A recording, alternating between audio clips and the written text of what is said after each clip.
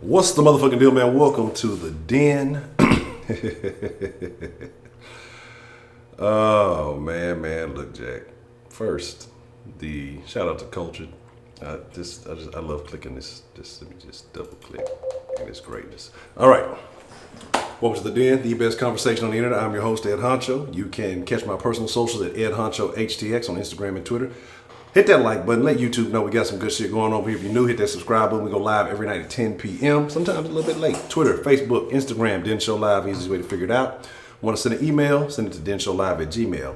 Weekdays 10 a.m. Central. That's tentative. I might be moving that back, so stay tuned. Every night 10 p.m. Central. Live at 10, something like that. Listen to the Den Show podcast. You can't watch the show, man, listen in. I've been uploading a lot of the streams to the podcast, so make sure you check those out. You want to get some of that fly ass Den Show merch, go to denshowshop.com, 833-284-3336. You can text the Den line at any time, and I'll try to get with you. Streamlabs.com/the Den if you want to make a one-time donation to the channel. And if you want to pledge to the channel monthly, you can go to patreon.com/the Den Show. Shout out to Dan, Diana, Betty, James, Stina Starry-Eyed, Donald Trump, that's why you got my vote, and Ms. Goya. I appreciate the love. I got some Den content coming out. I recorded a couple of things today. I just didn't get a chance to upload them yet. So I have a few Den videos for the Patreon supporters. Man, look, Jack, I finally figured out how I want to approach page. So I'm going to talk about that for a second, then we're going to get into this conversation tonight. For the Patreon supporters, I'm going to start giving you a little bit more raucous content if you get my drift. I'm not gonna. It ain't gonna be no premium Snapchat type shit. But I try to stay relatively balanced.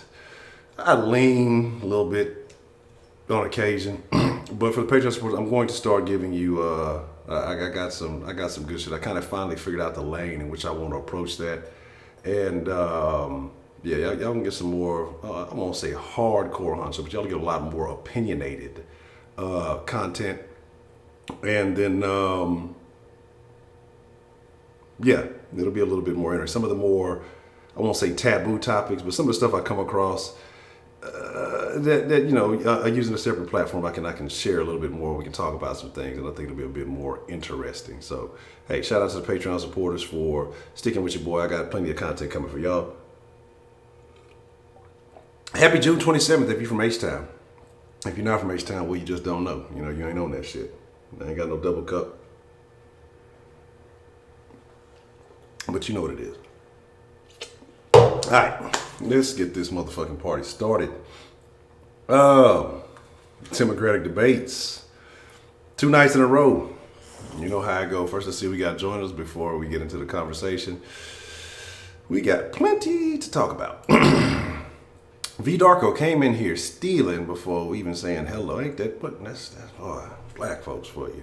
What's up, Miss V. Darko, Miss Bell Southern Style, Savage Donald Trump, Culture. What's the motherfucking deal? Sweet Berry. Let me see. Edmund. It's Edmund. Edman. One. What's the motherfucking deal? Nana Diana. What's the motherfucking deal? Jerry Key. What's the motherfucking deal?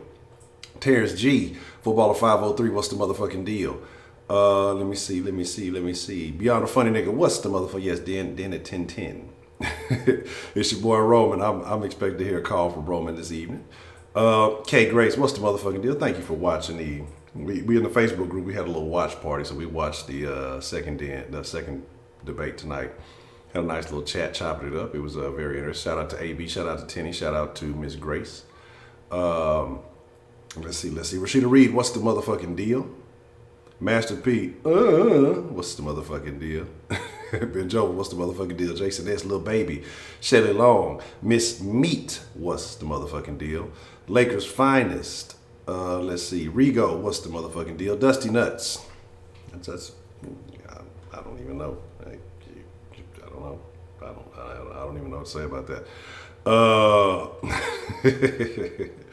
Let me see. Make sure I ain't missing nobody, man. Sweet Berry, still on my shit list. That's why I had to whoop that ass. We cool now after I whooped that ass. We all right now. We back 100.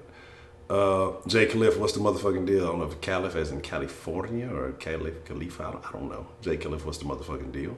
Big M, what's the motherfucking deal? Always on CPT. It wouldn't be right if I didn't do it. Even when I'm on time, I'm late. That's how I get down. Joe's House Mustard, what's the motherfucking deal? Lockbrook, what's the motherfucking deal? Let me see. Hope I ain't miss you. I'll drive you to Walmart. You better fucking call an Uber. What the fuck I look like? Let's talk about it, man. Stop pounding. That's how you take your ass. You gotta keep pounding. No means no, Shelly. Okay? No means no.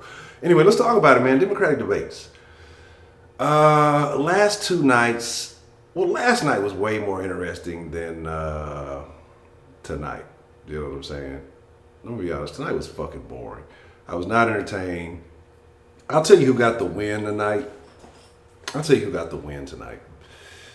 I think because it was so drab, there weren't a lot of those quotables. I think Kamala got the win with the little food fight comment. You know, that'll be like the most memorable thing from tonight. And then, she pulled a slick little power move on Joe Biden with the I don't think you're a racist shit. So she definitely threw a little shade, as they call it, onto Biden.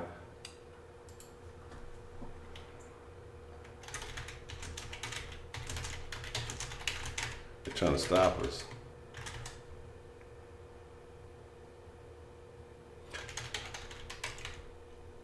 Refresh if needed. All right. Yeah, look. We start. Look, they started. They know what it is. Look, YouTube and got you, boy. They trying to take me out. They know what's up.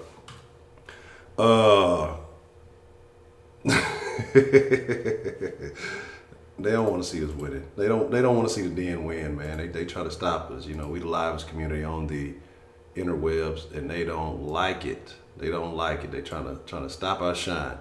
We back. We live. We back. All right. We should be good. Hopefully we good. All right. All right. Okay. So still offline. Okay. Let me see. Let's see. Not working.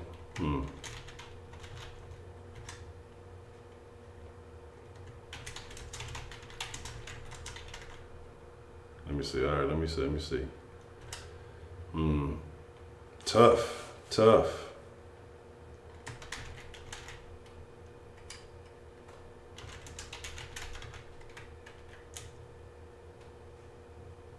All right, let's see what we got going on here.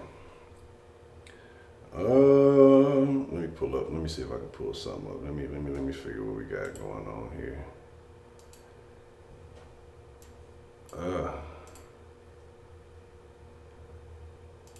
Let's see. Wow, that's tough. We was doing good and it just dropped me off. Let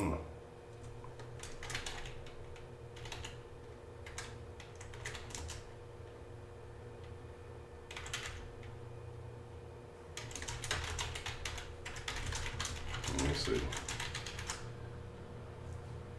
I don't know. Well, if you can hear me, if you can see me, and if it's live for you, push a 1. If it's out of there, okay, we back, we live, okay, all right, okay, all right, okay.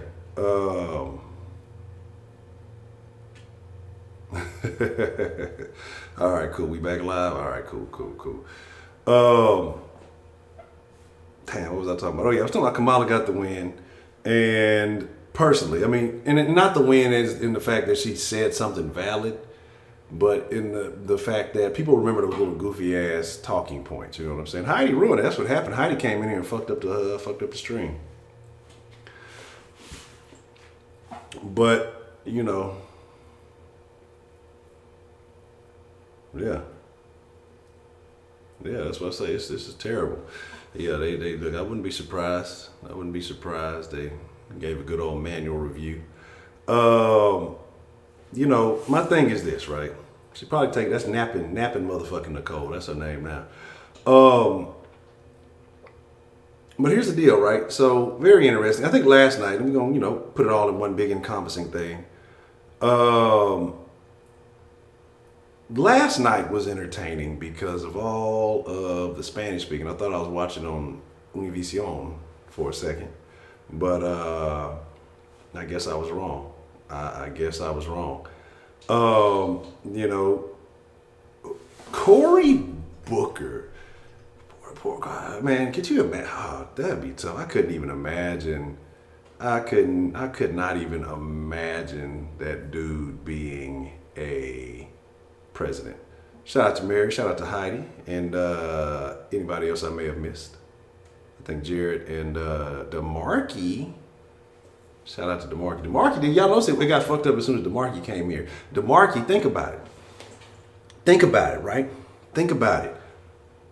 Got you, buddy. Hey, I'm finna take y'all down. I'm finna take y'all. This is a shout out to my boy Breto, man. I figured it out.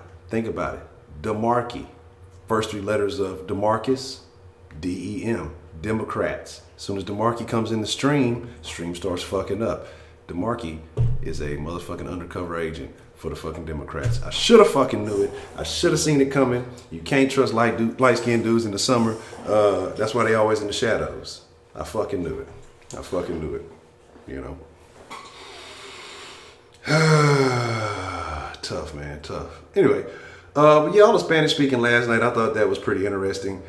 Has that ever happened before? I don't think so. I think and who started off? Cory Booker. And now again, like I said, he pulled that little stunt. Had Castro looking like this fucking mayate. God damn it. You know. Like I should have started off with that shit. I should have fucking started off that. You know, so that shit is funny. That shit is fucking hilarious. And so my thing is from Beto, you know, whatever his name is. Who was the other? And I mean, it was very, I don't know, man. Let's talk about highlights. I don't believe any of them. I hate all politicians. It's pretty even across the board. And I don't think any of them have a chance against Trump. And why are there so many fucking candidates? You know what I'm saying?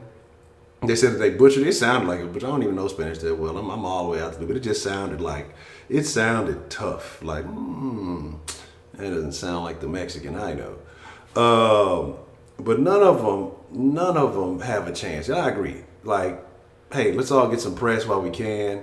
They already know who the leading candidate is going to be. It's probably going to be, you know, it's going to whittle down real soon. You're probably your last men left standing are going to be Biden,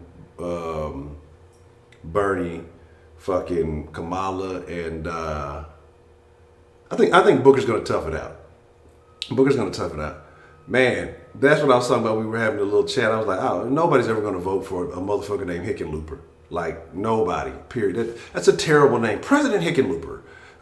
What do you think? That's terrible. That's the worst thing I've ever heard. But so many fucking candidates, and I feel like the guys today, they had a little bit of an advantage. They heard all the questions from last night. You know, they're going to try to keep it even. They're going to ask them the same shit. But tonight just seemed like they didn't have the talking points. And Warren, I forgot about Warren. So she might be one of the last ones left standing for whatever reason. You know, she's got the Native American vote.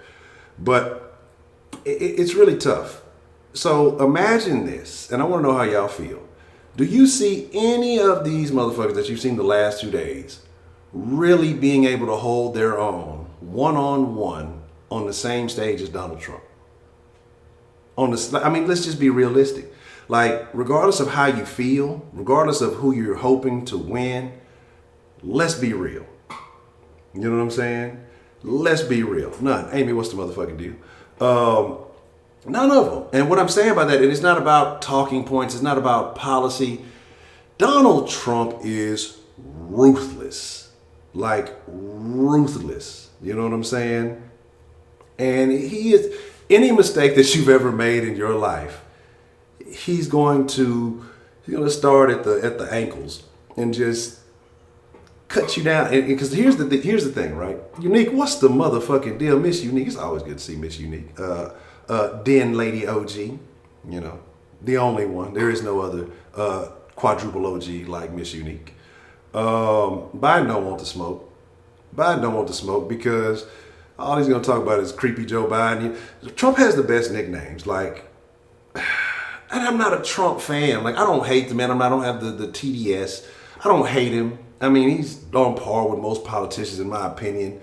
I'm not like, he's so worried. He's the reason why everything in my life is wrong. I don't believe that. But I just don't see him. So to me, it's like trying to be unbiased here. I just don't see any of them having the tenacity to fucking rock with him, right? And so my thing is, Trump is rude. He don't give a shit. You know what I'm saying? So it's like, I just don't see it because they were all too nice to each other. And then tonight, there was a point tonight where it was like basically inaudible because everybody was just talking over everybody. You know what I'm saying? Like everybody was just talking, and nobody was really saying shit. And like I said, you got to start implementing it. You got to implement your preparation for Trump right now. But I'm gonna tell you what would happen is if one of these candidates started, with the ruthless tactics right now, just picking an enemy apart and knocking them down Trump style, most of the Democratic voters would not be for it. You know what I'm saying? They would not be for it. They would look at him a certain way and they would become disinterested because everybody wants to play nice policy, but that's not how it works. That's not how it works, man. Okay. Oh, the fact. Oh, okay. That's a bit unique. Appreciate you following through. But excuse me. My thing is just I don't, and I'm really trying to imagine it.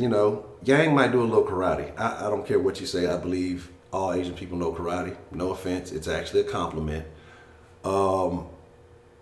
But I don't know, man. Like Yang, I don't know his position. He gave old buddy one of them looks though. He gave old buddy like he was going. Who was it? Pete. He was next to Pete, and he was going. He was going to fuck Pete up, man. So it's just like, man. I don't see one of them.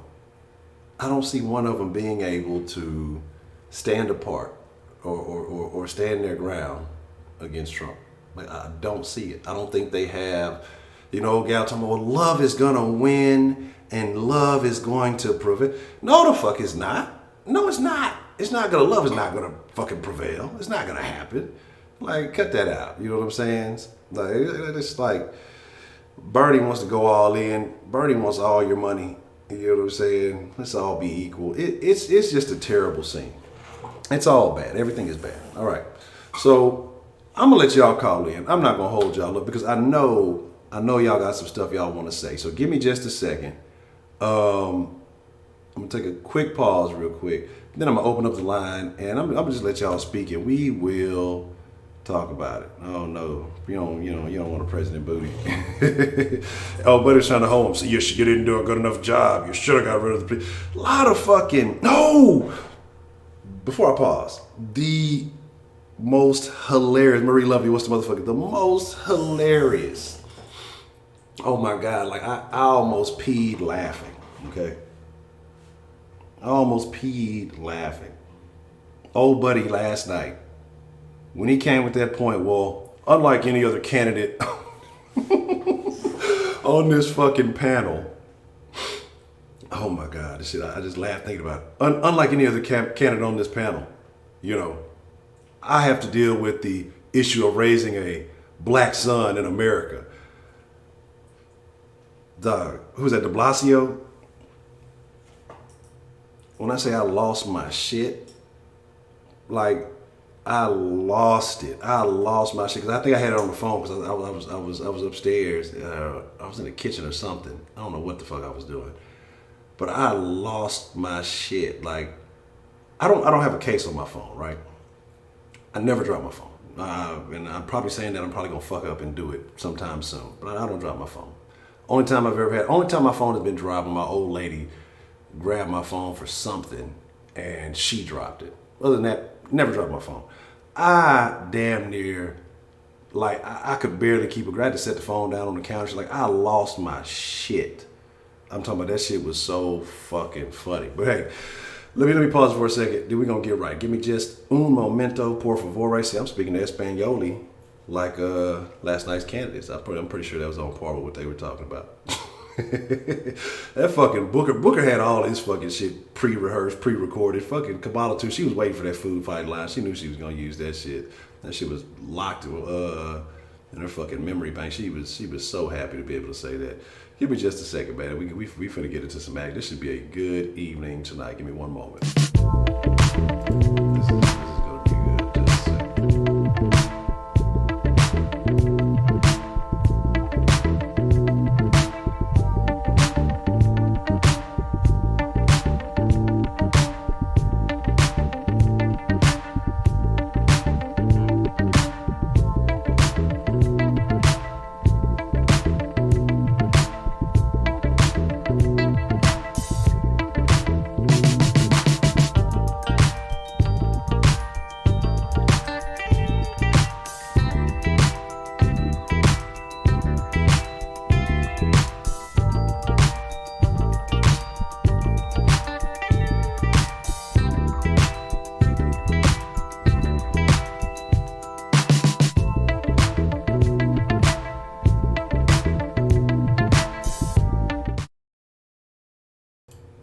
All right,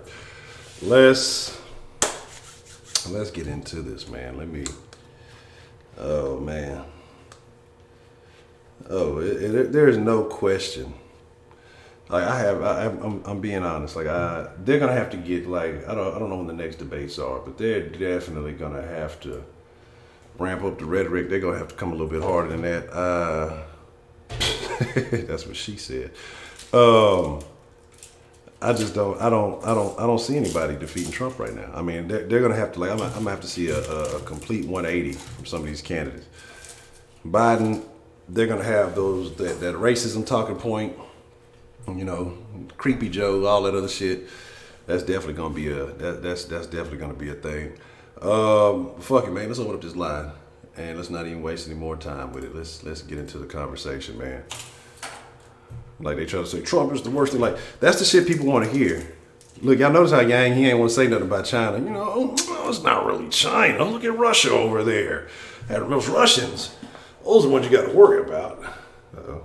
Hold on, what's going on? What's going on? I see y'all trying to call in. Don't tell me the line tripping on me. Do I got to reboot it into it? Let me see what we got shaking. Hold on, player. All right, where we at? Okay, I think it's on some tripping. Hold on 1 second. Sometimes the line get to tripping. I see y'all trying to call in, but while I'm bullshitting, let me go ahead and fix the audio. Yeah, so it's on some other shit. Wow. All right, y'all give me just a second. It should be. Give me just a second.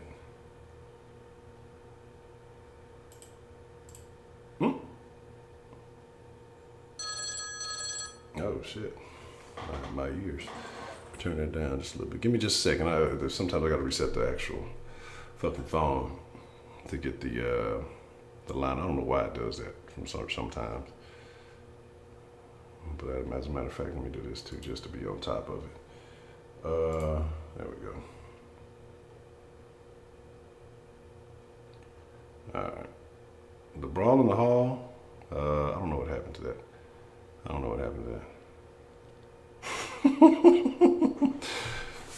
Chicago Mike enters the chat. All right, let's try it again. Hopefully the line is cooperating now. All right, I think we're good now. Already. What's the motherfucking deal? Oh, fuck, I gotta reset it again. Hold on. I forgot I switched the shit up. Hold on. Can you hear me now? Yes. Who do we have calling into the Den Democracy line this evening? Hey, hello, Americans. My name is Bill de Blasio. I know I'm not very liked in New York as the mayor. However, I believe that I deserve your vote. I don't really have any policy or anything good to tell you. However, I am raising a little nigger baby. And if you believe that raising a nigger baby is a lot of work, just imagine how it is for a rich white man like myself. Hopefully you vote for me. I don't want to answer any questions. And before I go, I want to leave you with this. Me llamo Bill de Blasio. Donde estás tú? Yo quiero Taco Bell. Hasta mañana. Hasta luego. God bless America. Good night. Well, goddamn, that's the way to get the party started right there. Okay, well, Bill, you know you got my vote. Goddamn, you talked about Taco Bell and little nigger babies. I think he's got my vote. I can relate. What's the motherfucking deal? We got called into the Den Democracy line this evening. Man, it's your boy Roman. Roman, what's the motherfucking deal? Roman Reigns. What's the motherfucking deal? How do you feel being a young gentleman who tends to, you know, lean a little bit to the left? How do you feel about what you've seen from the candidates the past two evenings?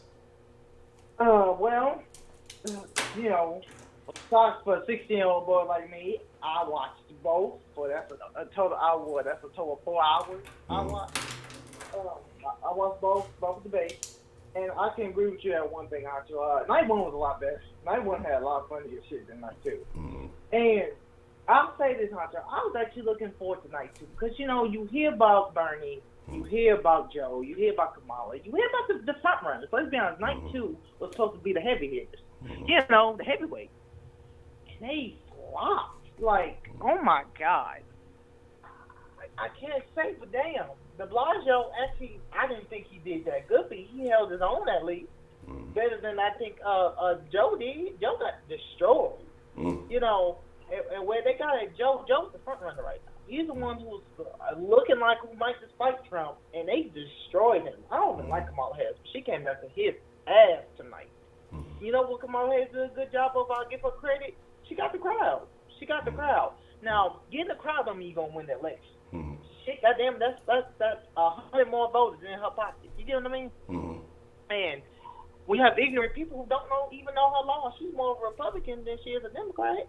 Wow. You know, I've heard so many black people say, you know, they're not talking about respiration. They're not talking about black folks. The thing is, we don't matter right now. You know what Democrats are talking about? They're talking about what is going to get them their votes. Look at the key topics that they're talking about in the 2 parts. They talk about immigration. They talk about how many times was Spanish spoken in the 2 damn debates? A couple of times, few times. Multiple times. You know why? Because it's immigration. It's Hispanics. Hispanics is their number one target right now. That's the Democrats' number one target to get right now. Because you know who's grown and multiplying? Hispanics. Niggas ain't multiplying. We are, but we're not. We're multiplying at a way smaller rate. Because, you know, we niggas is, we'll go with a white girl, we'll go with this. No. Mexicans don't believe in abortion. That's against their culture, that's against, you know, especially a lot of them are Catholics, that's against their religion. And the thing is, they repopulate. They care for their families. So they're number one right now. And the Democrats know that. So that's their number one target. And that's their number one who they fight for. And talking about respirations, man, I don't want to hear about that respiration shit, bro. Work for what you got, bro. Stop always trying to blame that we need our payment for this, man. Look, it's time to work. If you want something, go get it. You know, stop being on your ass and say I need respirations and you don't do nothing when you live with your mama. Come on, get your ass up. Hate that shit. But let me get to these candidates. I'm gonna be honest with you. I'll talk about night one real quick. Night one totally impressed me. She started off slow, but she grew. She got on I think it was Tim. She got on Tim's ass about when they started talking about foreign affairs. She got on him and she was telling him, no, it was really I called her that attacked her that night. Like the other dude had said it wrong, and she impressed me. I'll give her credit, you know. And who else? De Blasio, he a fake. You know why? He held his own. I'll give him credit. But I want one thing. If I'm correct, Lester Holt said to him. It was Lester Holt, or it was one of them said to him. New York has the biggest gap from low to high income in his running of office. What does that say? I heard that. I heard when they said that. You know, and he managed to kind of flame it up and do this and that. But just because you have a black son, bro, don't mean we're gonna vote for you. New York has been the shit from what I heard. I have an uncle who lives in New York. New York's gentrified, and New York has been still having problems, still crime. You know, still top 5 of the most crime cities in America. I mean, come on. I can't get you on that.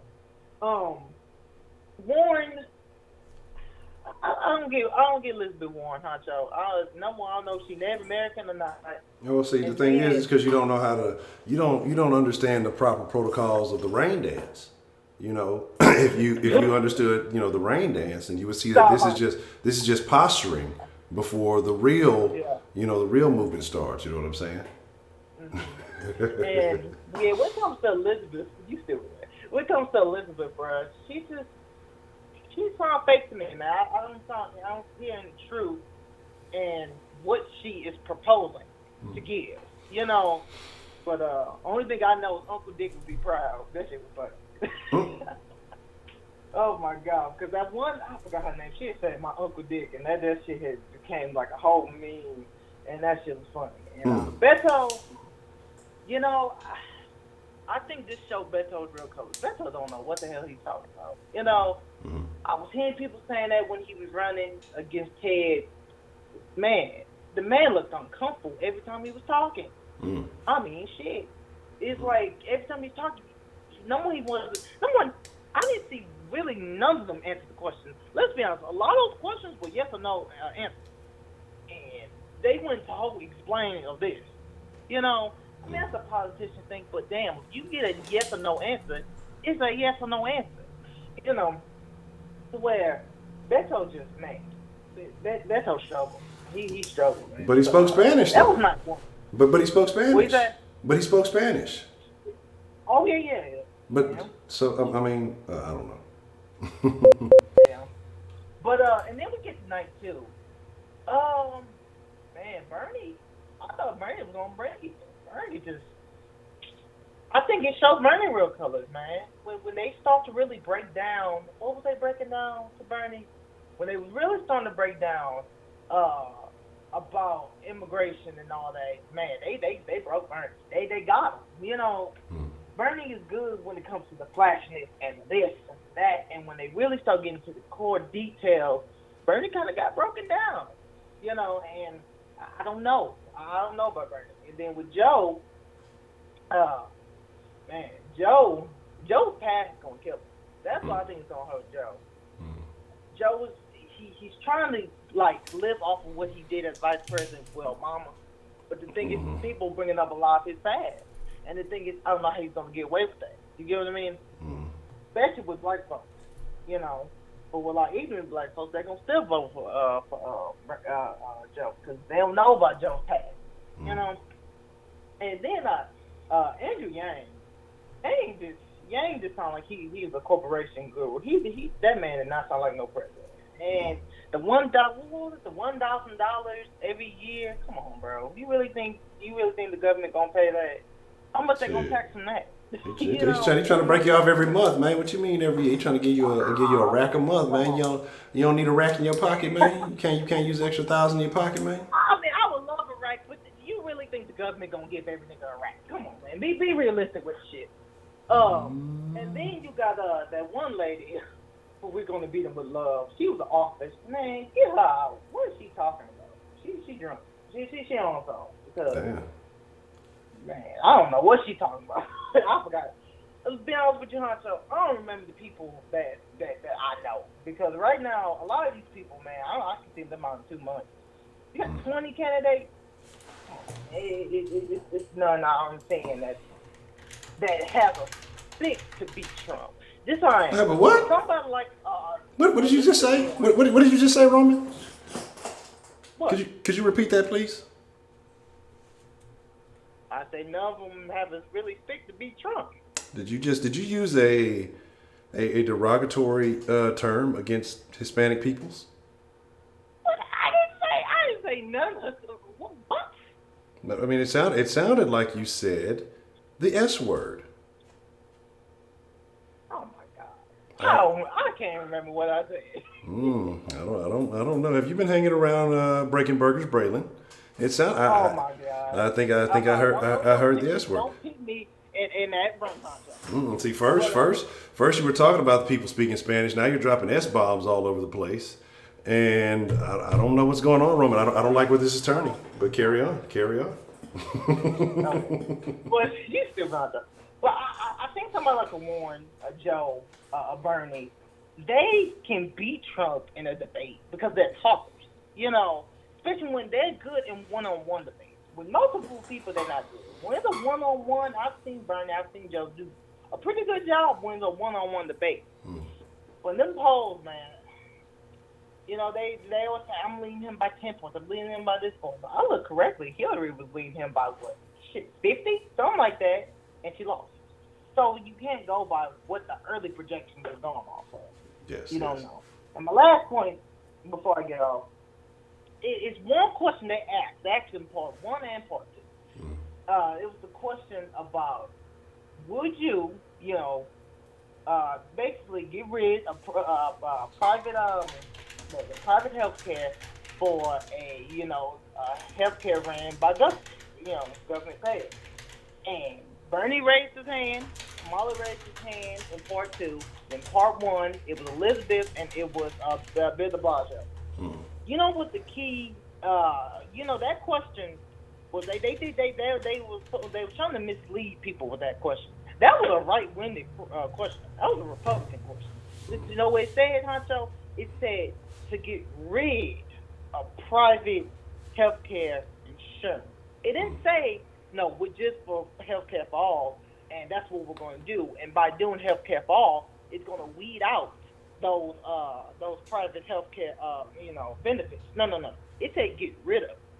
See, this is what I'm talking about. They didn't even understand the question. They faked them just like that. So now when what people gonna believe, Honcho? Bernie's been all on this, all on free healthcare for all, but you can keep your private. But now what it makes him like, oh no, he's gonna abolish private and just do all healthcare for all. That's what I mean. You gotta read and understand what the question they was asking. They was asking them right-winded questions in a right-winded point of view. And I really don't think none of the politicians really caught on to that.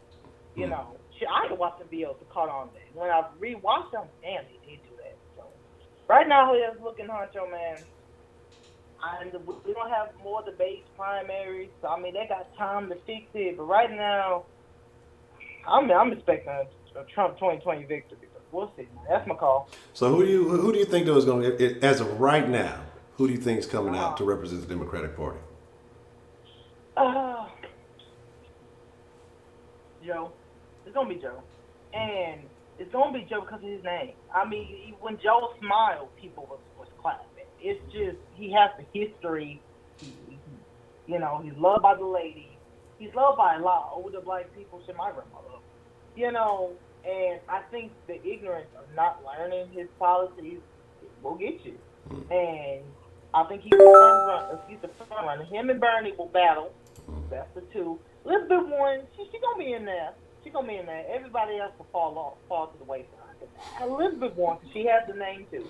She'll be in there. But I think it's gonna be Joe.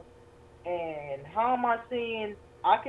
This is how I'm thinking, Trump. Honcho, man. I'm predicting a Trump victory. I don't want it, but I'm predicting a Trump victory. But I wouldn't be shocked if Joe won because they're trying to create. One thing I realized: the Democrats in 2019 are in what the Democrats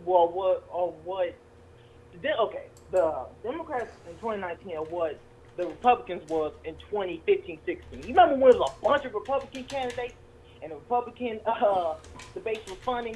Yeah. They're getting desperate. But was it even this close? Was it this close to as many? Was it as many? I knew there was a lot initially, but I want to say a lot of them kind of jumped out. I don't know. The Democrats have 20. I do remember the Republicans having a lot. It was damn near 17, 18. It was something like that. I remember it was a lot of Republicans. I remember it was like 15 or 16, something like that. I remember being a lot earlier. It was a lot. It was a lot of Republican candidates.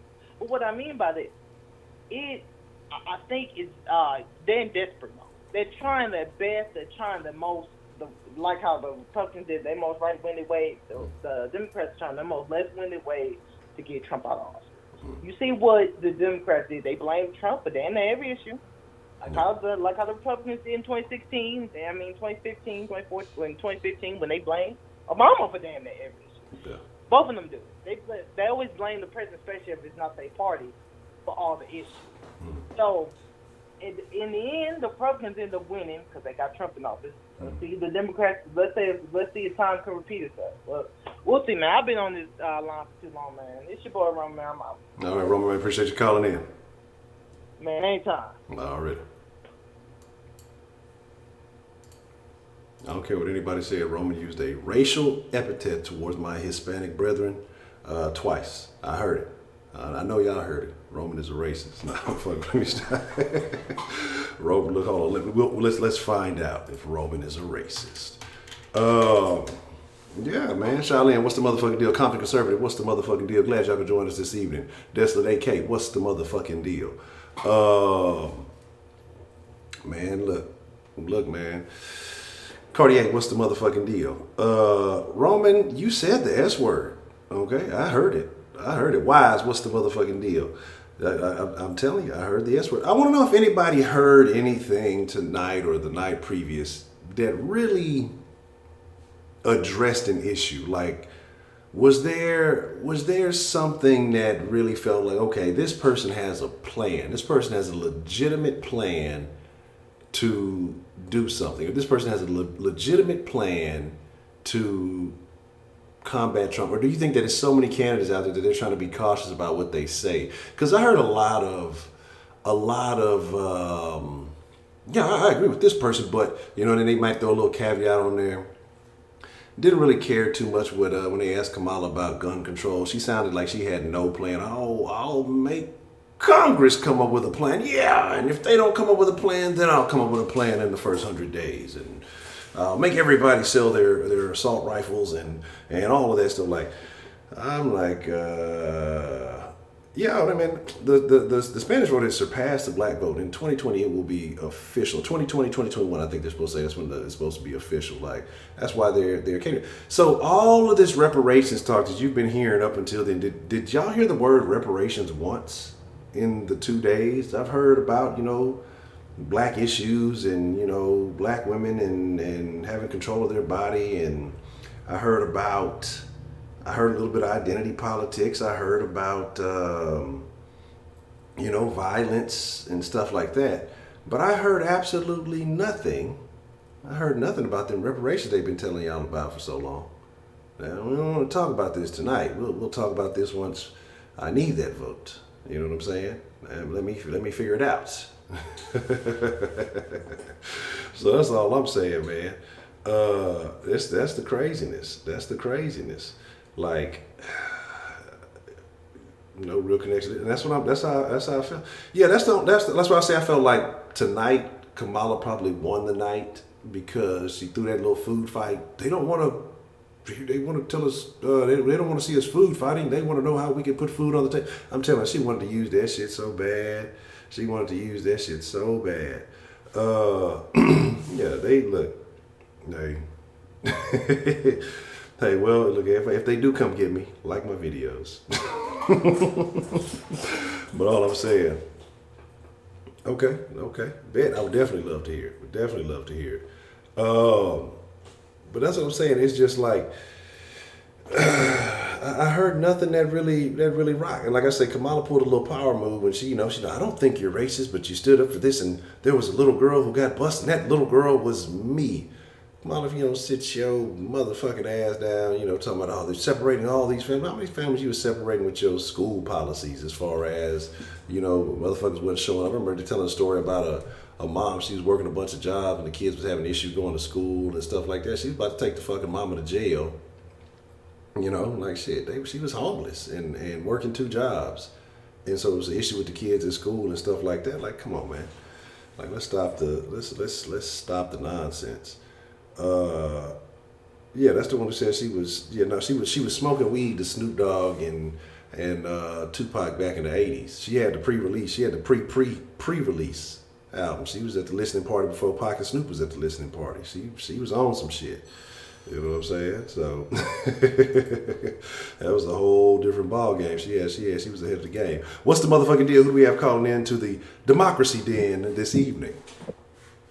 What's up, brother? This is Compton Conservative. How you doing, Miss Compton Conservative? How you doing this evening? I'm good. I know you know who I am, Minister Rita Rejoice. Yes, ma'am. From Compton, California. Already. So how did you feel about what you saw, or if you had a chance to see, how do you feel about what you saw from the Democrats these last 2 nights? I'm gonna be honest. I don't watch the demo rats at all. Mm, Um, I work in the evening, and I haven't had a chance to really watch them. But just being out here, going to the GOP meetings and stuff like that, the stuff that I hear, I mean, it's a clown race, and people need to understand, especially his, Hispanics and African Americans, is that Democrats have no need for us. They want to disarm us. You want to take the right to bear arms. And a lot of people don't realize is that, I don't know if you remember Nat Turner. mm, He played.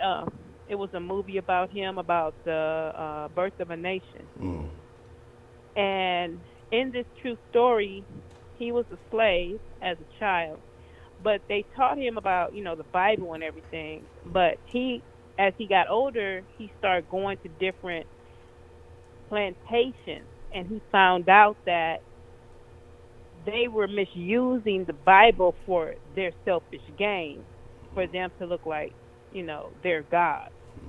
And he read the Bible more and more, and what he did is he went back to his people and taught them, but he had a rage.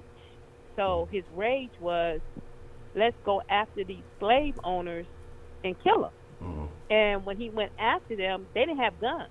mm, But those slave owners did, so they lost the battle. mm, So a good way to take away anything from a person is to disarm them. mm, That's one good way. And then to put them on welfare. Lyndon B. Johnson said it best when he was alive. I'll give, all I got to do is keep giving these Negroes free food, food stamps, free cash aid, Section 8.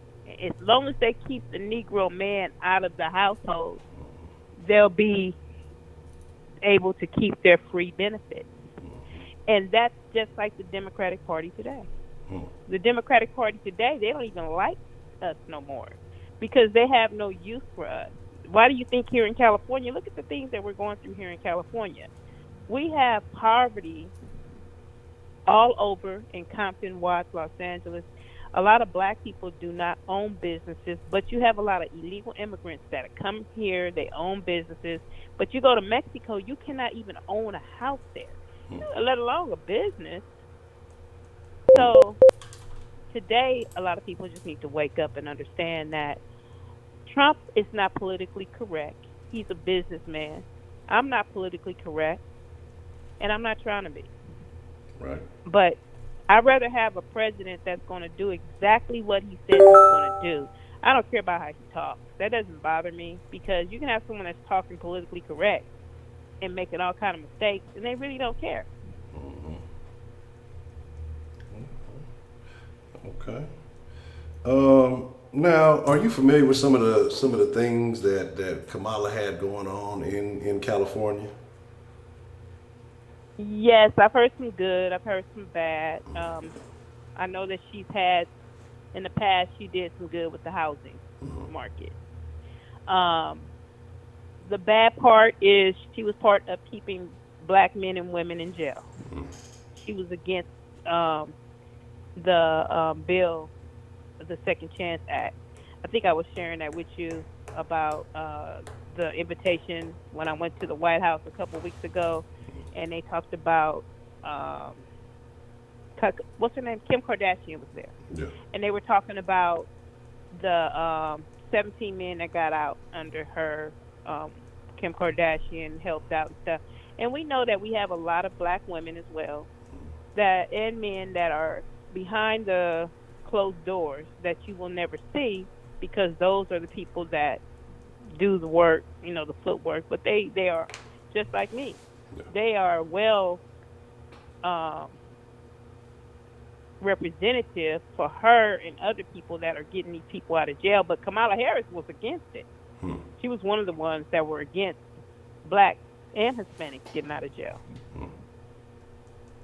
Interesting. What are some of the things you know about her that Well, she did her speech tonight because I'm at work, so I Yeah, didn't yeah, watch. yeah. She talks tonight. Now, some of the things that you mentioned were some of the same things that I heard. That I know that and that's one of the points that I think Biden brought up to kind of counter some of her points. He's talking about he was a public defender as opposed to being a prosecutor. So he talked about her, kind of putting people in a bad position as opposed to trying to really help people out of the bad position. And like I said, a lot of talking points. She used the integration story, talking about she was one of the one of two black kids who went to some other school, had to be bused across town, and just a lot of little things. Again, like I said, it was a lot of just talking points. She didn't really say anything too great to me, but again, like I said, she had just one or two of those moments where they had those quotables. You know what I mean? It wasn't that she necessarily said anything, but it was just what she said at a certain time that was a little bit more memorable than some of the other stuff that everybody was saying. But across the board, to me, it was kind of nobody really stood out tonight. Nobody really just said anything exceptional that to me would sway anybody. I think the people who were on tonight, if you were in favor of them tonight, you didn't lose any points to them or you didn't give them any points. They would just kind of stayed stagnant, I feel like. And that's the thing. We got a bunch of clowns that are running on their side. The thing that has happened is they've been exposed. When you think about it, it's not a Republican or a Democrat thing. I mean, this is a Trump train. And Trump is just, he's an everyday man, just like when I go to the hood and I tell everybody, why are you so mad? A lot of us he acts just like us, especially where I come from. His personality, his attitude, the way he talks. But he's a businessman, and America is a business. Now, why are we complaining when we could go somewhere else and be worse off? Here it is. We have illegal immigration. We have this law where they care more about illegals. And I don't know if you heard in California, they planning to give so many billions of dollars in medical aid to help illegal immigrants. And I have people here that can't even get medical benefits, and they're citizens of America. And why are we fighting against the system? I mean, if you don't like Trump, that's fine, but you got to vote policy. Get over your feelings and stop being so offended about everything, because that's the problem today. Is everyone is so doggone offended. They're offended of everything that's said, and we're dealing with a socialism system. And you already know, brother, that socialism is really bad for blacks to be a part of. Yeah, absolutely. I absolutely agree. Socialism is not good for a black man. See, what did they do to the black man in the past? They disarmed him. They stripped him of any power in his house. And that has been going on for far too long. We need our brothers to get back in position of leadership and lead their families in the way that God has created them to be and to do. We need to get back to what it was instead of what it is, because our system is jacked up. We have all these black folks out here complaining about police killings, but come on now. I work for the sheriff's department. I have so many black officers that say when they pull over a black person, they get more problems from a black person than any other color. The attack. And then why are you wearing your pants hanging off your butt? And then they tell you to put your hands up and you grab your pants. I mean, I'm just saying, it doesn't make it right, but you can't do wrong to make wrong right when you know what could happen and the outcome of it. So, I try to educate everyone. Right now I'm getting ready to leave. I'm actually going to the White House.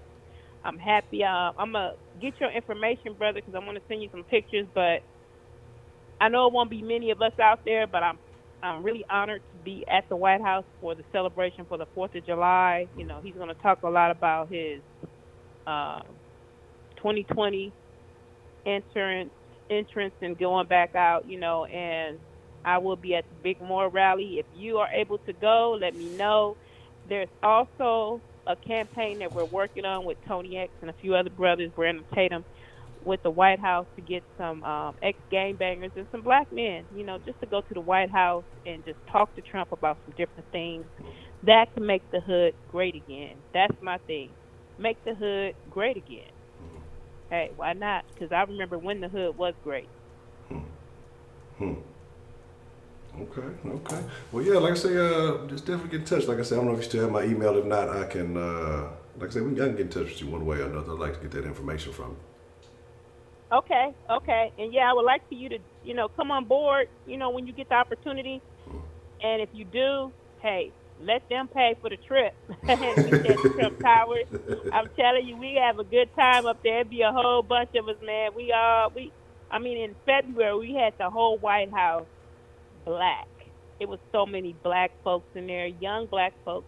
My niece is in there, she's working on trying to be a governor in a certain area. Right now she's 22 years old, and Trump, she's been touching bases to that White House a lot. And it's a pleasure to see a lot of young black people going to the White House because, see, when Obama was in office, you saw more celebrities. I want to see everyday people like you and I at that White House doing changes, making changes, and make stuff happen instead of complaining, because complaining is not going to make things happen.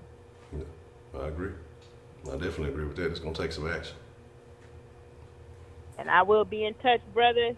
I'll send you some information in the email to get in touch with you, but I would like for you to get on board in September to come out to the Moore at the White House in September. Okay. We'll see what we can do to make that happen. Okay. Keep up the good work, man. I'm always checking you out. All right, Minister Rejoice. Well, you do. Okay. I appreciate you calling in, a.k.a. Compton Conservative, and I definitely appreciate it. Okay. Much love to everybody. God bless all of you guys. All right, you too. You have a good evening. You too. Yeah. Oh no, man. Hold on, man. Well, let me go holler at Trump, see what's happening. Let me tell you about this den. No, I don't know. Look, y'all look. Oh, you talking about make the den great again? Bring the outro music back. But no, I definitely agree. Like I said, you gotta remove all these. I'm a person about removing emotions, man. There's a lot of stuff that needs to be done. Let me come y'all here for this next call. Come. Wow, I saved y'all. Y'all was about to. Why I can't do a damn thing? Streamlabs link. It's let me see. What's the motherfucking deal? Who we have calling into the den this evening? It's Pie God. Pie God. What's on your mind, Pie God? What would you like to drop about the the Democratic debate that you saw these last 2 years?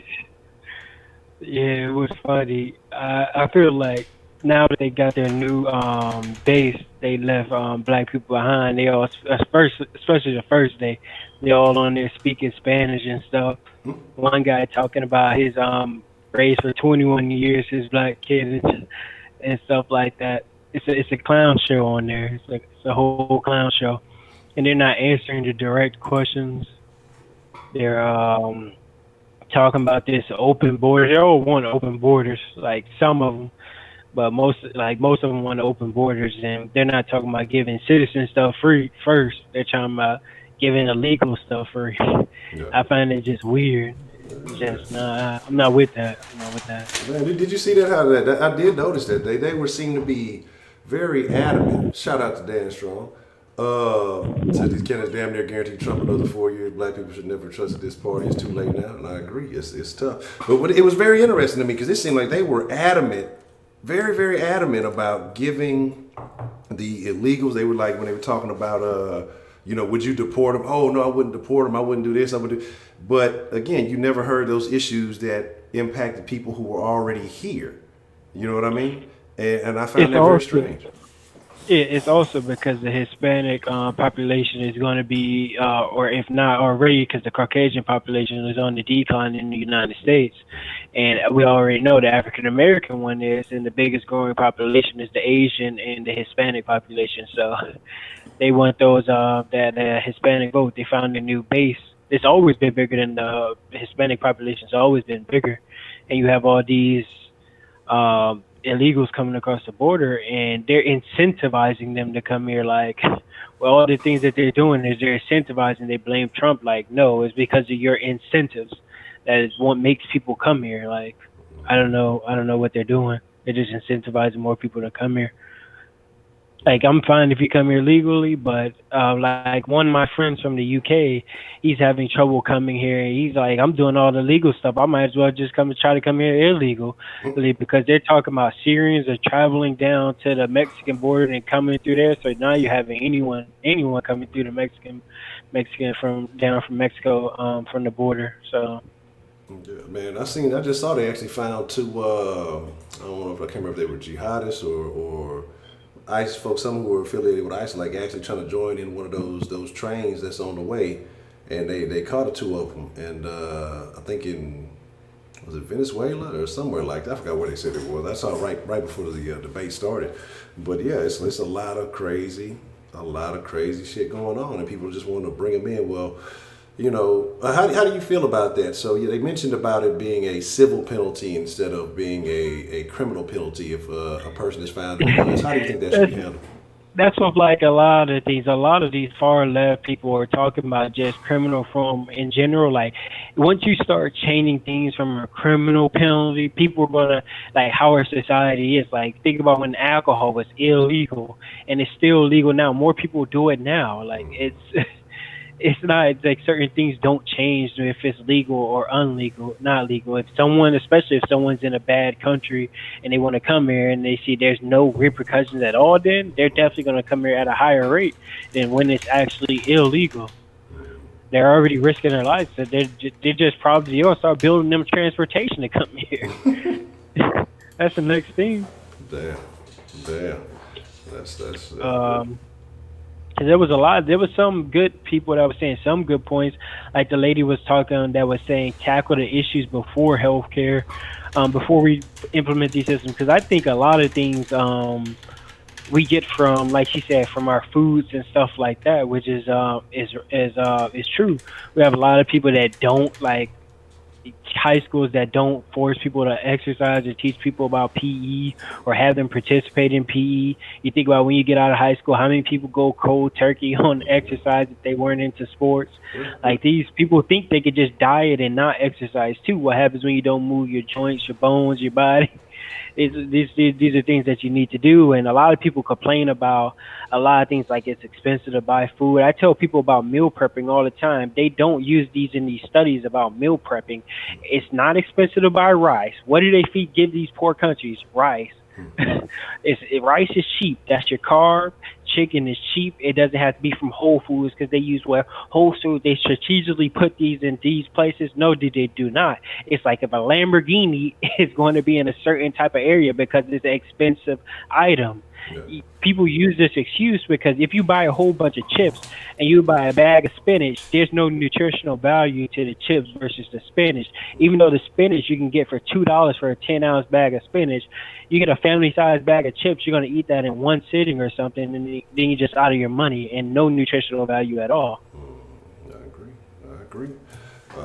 Definitely agree with what you said. Appreciate the love, Aaron. Just appreciate you, Dan Strong and Aaron, for dropping them Benjamins. But yeah, man, and that's the thing. Education, decision making, and that comes down to people being held accountable. You know what I'm saying? And they don't want people to have any personal responsibility. Like if I make a lot of bad mistakes, but I accept my bad mistakes, like people have to accept their bad mistakes and know. And I was watching I don't know if you ever heard of Steven Crowder, but he talks about a lot of 40% of taxpayers are in a negative and they don't pay taxes. Like higher when you start going into that upper middle class, they start paying 2%, and the rich is actually subsidizing all the people that's under there that don't pay a certain type of tax. I don't remember the word that he said, but it's a certain type of tax, and they're actually already subsidizing a lot of the population currently. Yes, I catch Crowder every now and then. I'm not gonna say I'm just an actor, but especially after that little incident that he had, I definitely subscribe, and I catch him every now and then. I catch some of those prove me wrongs or change my mind. Yeah, change my mind. That's what it is. Yeah, that's what I catch some of those. And I love when people say food is expensive. It's actually really not. You have to be wise of what you're buying. Like I said, rice, you can get a 10-pound bag of rice for like $5 that will last you easily 3 to 6 months. You have to meal prep. This is when you say food, people say food is expensive. Like chicken, we all know chicken is cheap. You can get like chicken for $4 for like you cut it and stuff. Rice is I'm sorry, I'm reading your chat, but rice is not expensive. Non-organic rice, yeah, I agree that non-organic rice, but See, don't listen to female pimp. She always got to try to prove somebody. Well, don't be no. She don't even vote, so I don't even know what she talking about. but that's what I'm telling people. It's like if you eat chips versus you eat any type of rice, that's just the nutritional value of chips is just you're already in the deficit. You're already fucking yourself over with just eating barbecue chips or something versus you eating something that's not organic. Yeah, So. I agree.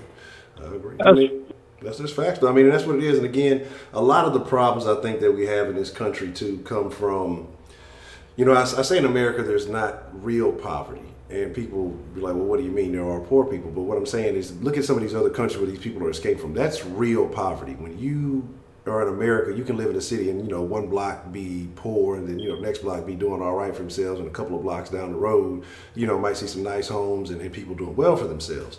When you live in a country where you just don't see that, you see entire cities that are just trash and falling apart, there are no opportunities. I think that's what it is. And so what you do is you have these people who may not be so well off, and then they see the Joneses a couple of blocks down the road.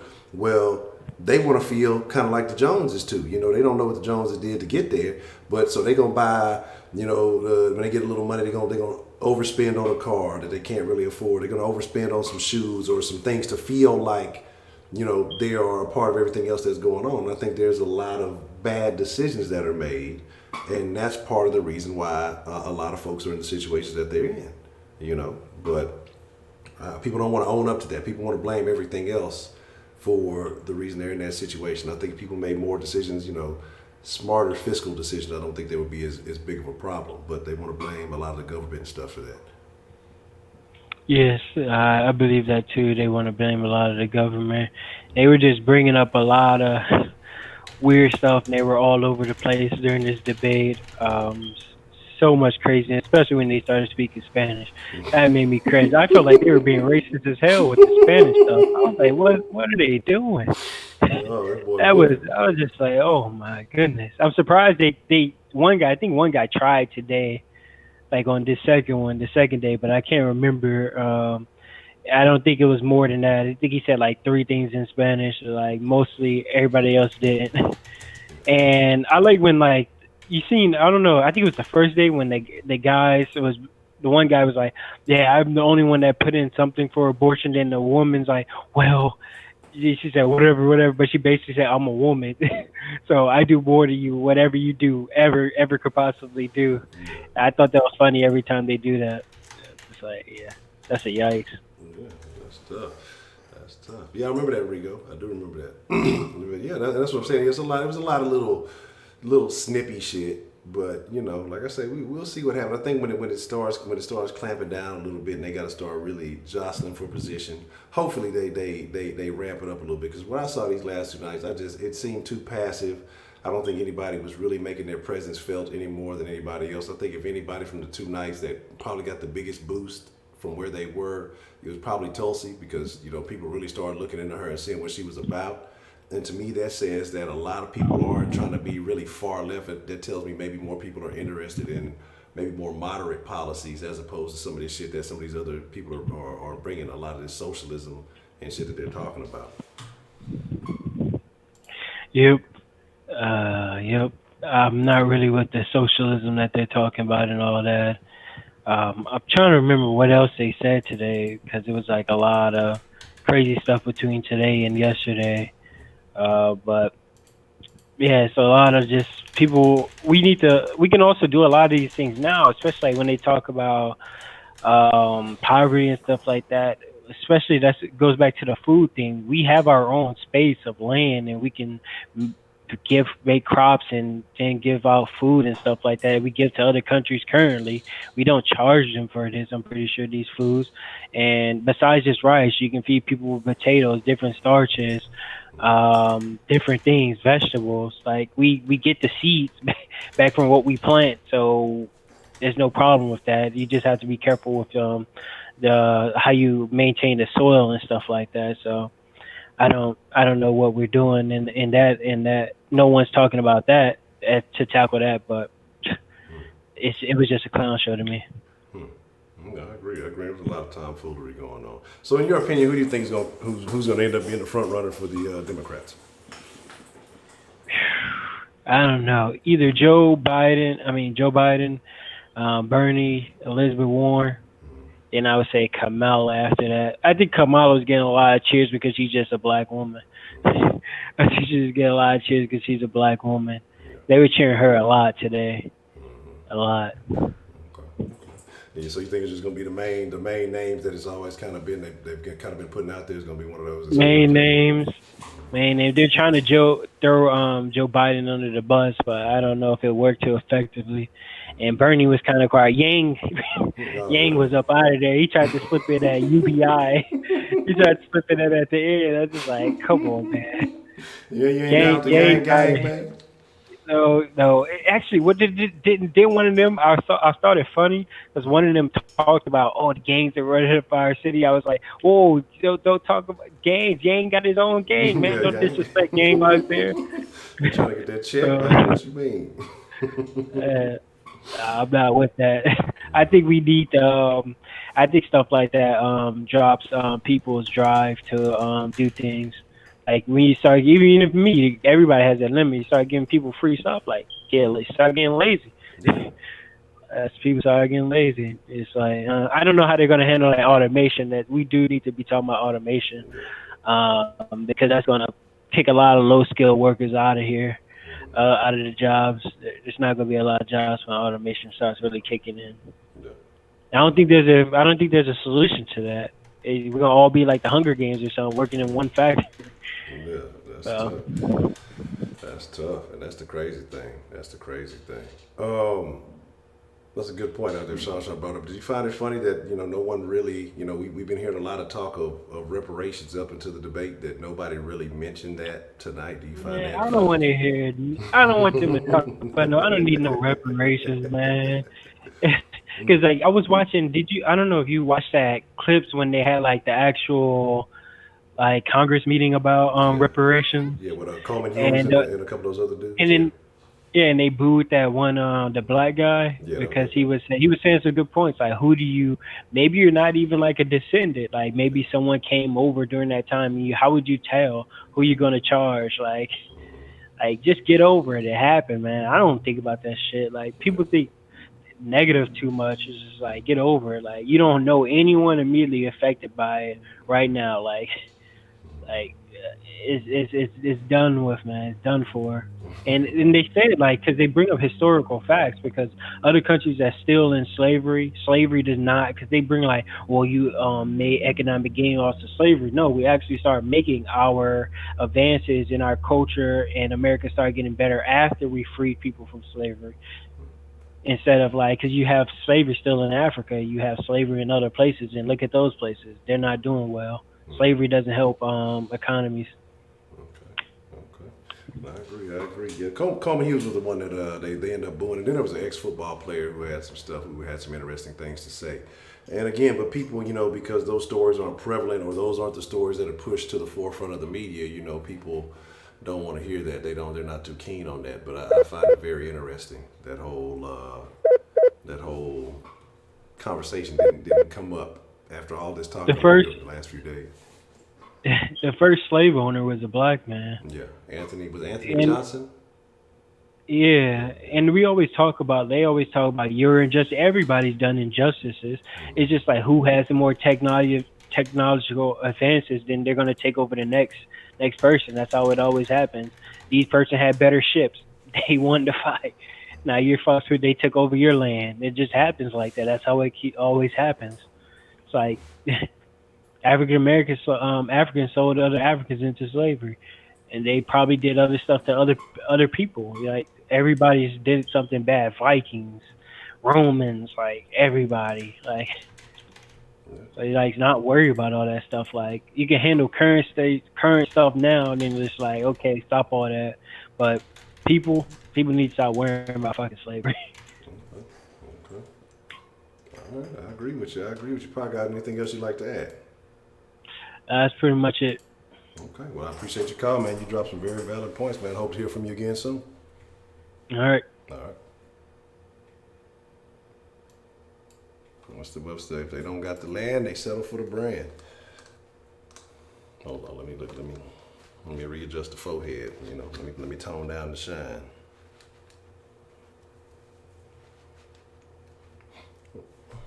Female pimp, you texting on a wee wee right now. That's your bag. So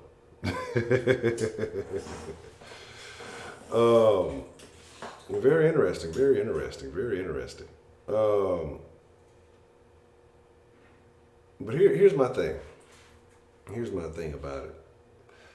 My deal is not to say that it shouldn't have happened. If it was to happen, it should have happened for those who suffered from this. These are my beliefs on it. If they send a check in the mail, I'm gonna be the first nigga at the bank cashing that motherfucker. But do I think it's gonna happen? Absolutely not. I think they're having this conversation to bring back interest, to bring back people to a certain side.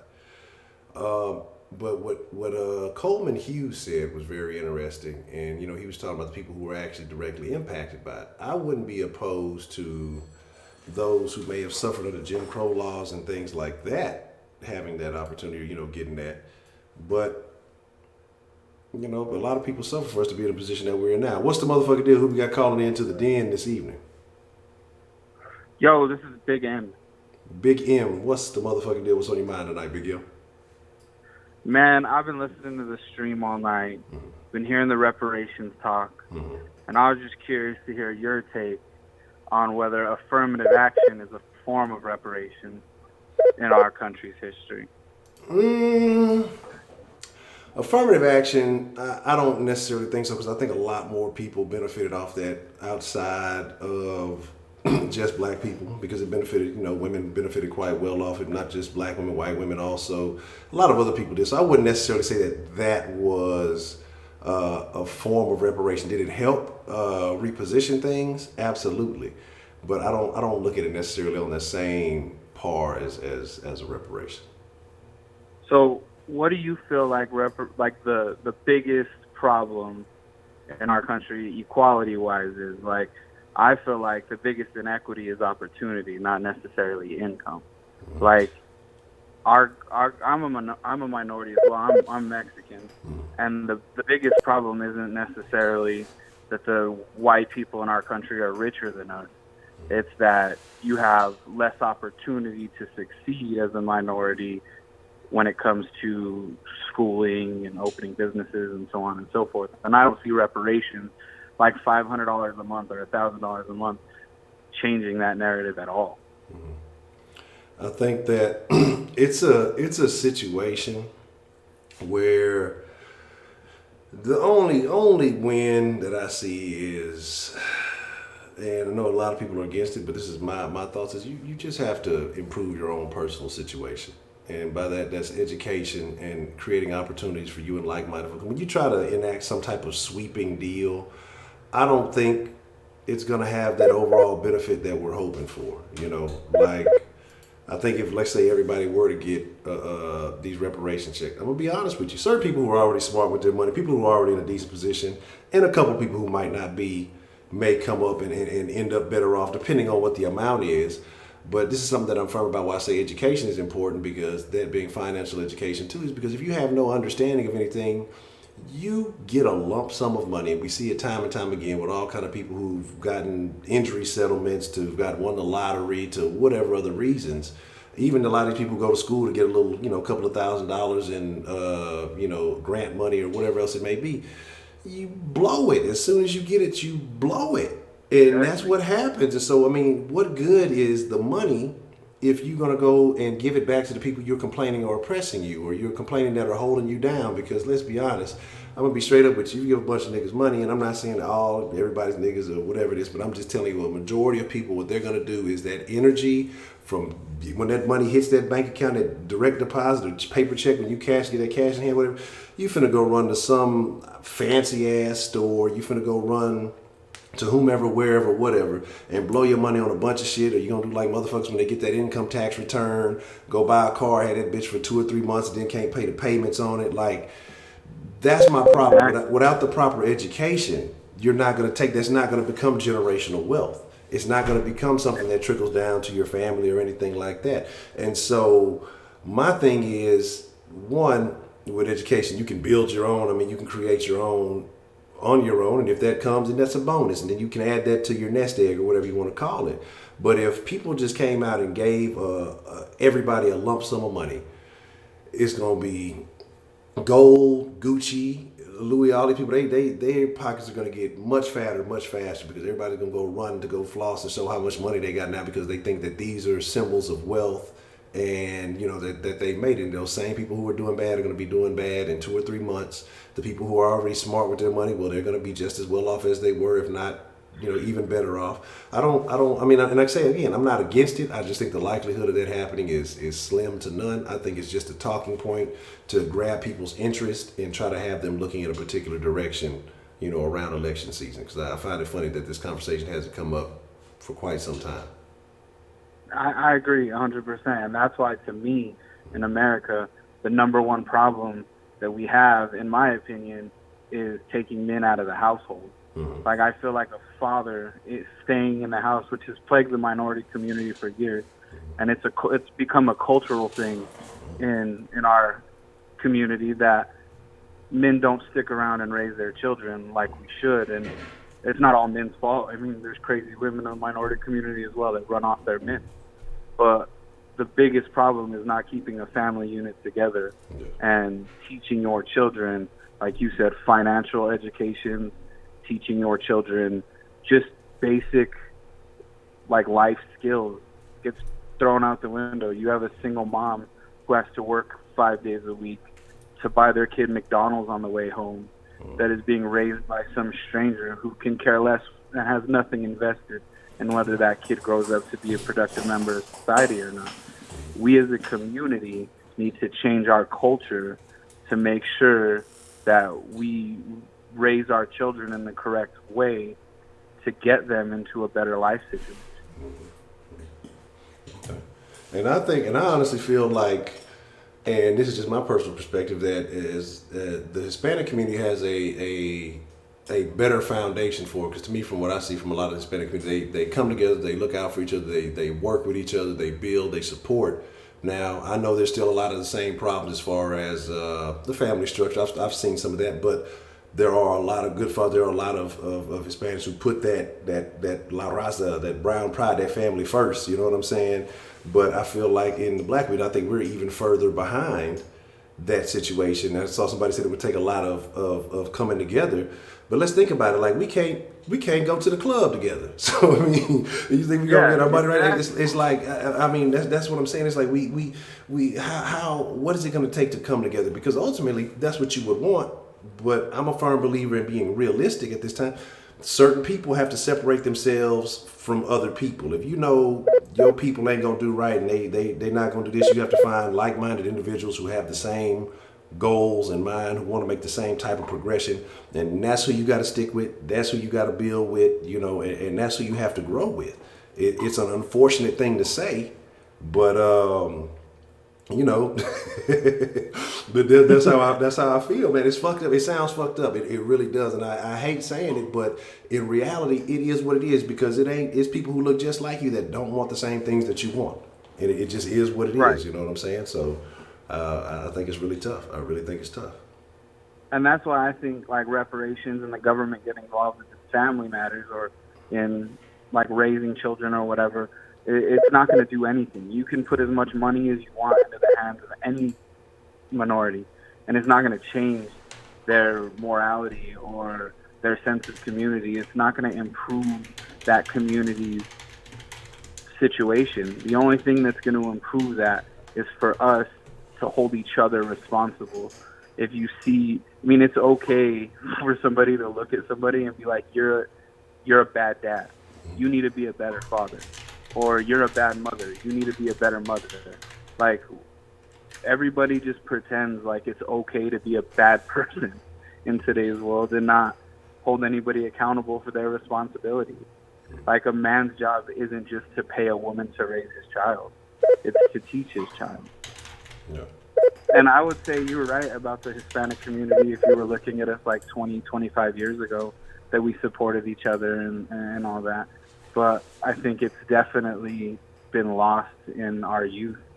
And you see the same things you see in every minority community in the Hispanic community now. I mean, my grandfather shopped at the same meat market for 70 years because it was his buddy and it was locally owned. Yeah. But you lose that in today's world. We don't support each other. I agree. That's tough. Okay.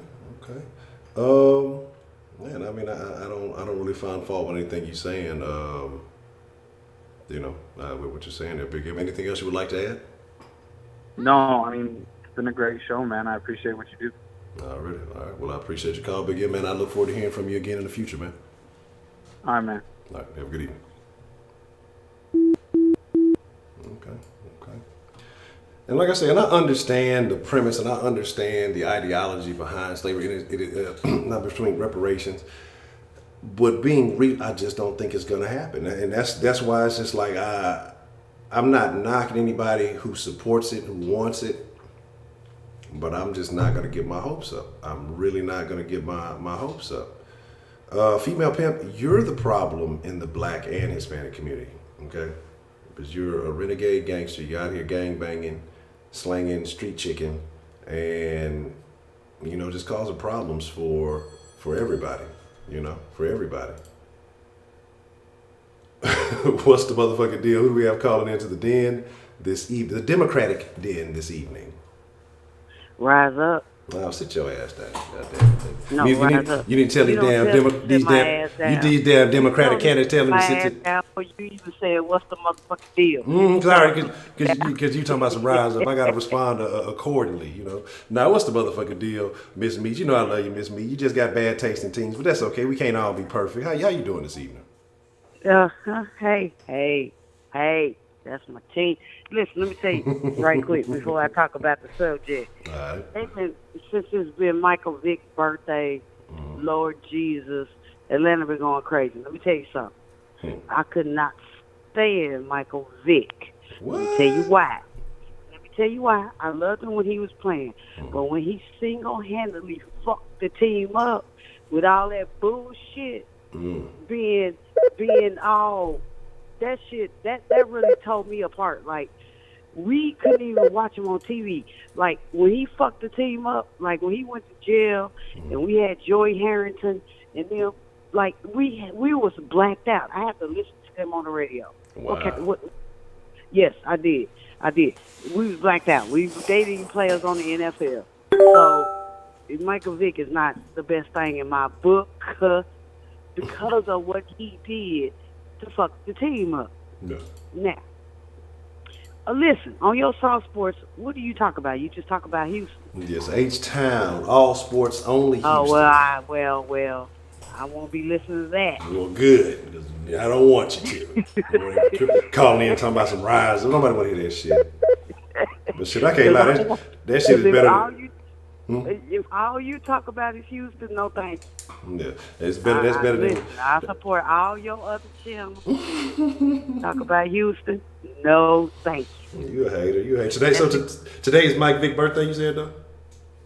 I guess it was, because they was all, all these videos. Man, fuck all that. And even when they put him in the Ring of Honor, I was like, fuck y'all. Yeah. Why y'all do that? Like, his best season was in Philly. His best season of his career was in Philly. It wasn't in Atlanta. It was in Philly. Okay. But anyway, so I called myself trying to catch up on the debate earlier. It was just so much fuckery to me that I can't do it. Like, I've been voting since the day I could vote. As soon as I turned 18, I voted. But what they say they're gonna do, and what's gonna change, and all this. Like I said before, my stance on this is they tell you anything to get in the door. That's just like back in the day when you didn't have to have a degree, and all you had to have was a mouthpiece to get a job, but your ass didn't know what you were doing. Mm-hmm. It's the same shit. It's the same shit. It's the exact same shit. Like, if you got the better mouthpiece, your ass gonna get in the door. But regardless of what all they doing, Trump about to get back in again. Let me tell you, I'm not a Trump supporter. And it is what it is. And I don't knock nobody who is, because my son is a Trump supporter. Now, my son is, but I'm not. Okay. Thing about it is, I don't care if it's 400 Democrats. He's getting back in for a second term. So none of this even matters. Like, they just looking like fucking clowns on TV. That's what they're looking like. And then this motherfucker gonna start speaking. Okay, so when he starts speaking Spanish, why they couldn't put the subtitles at the bottom so we know what this motherfucker says? Why? They said, Why? we're going to deport all you I niggas because they don't understand what we talking about. But listen, when they say lies, regardless, because I've been like on TV and I've been behind the scenes. When they say live, they still have a few seconds to do something to, like, either put the subtitles or tell us what the fuck they talking about. He gonna speak a whole. I'm like, look at this. He's talking a whole. Like, who does he?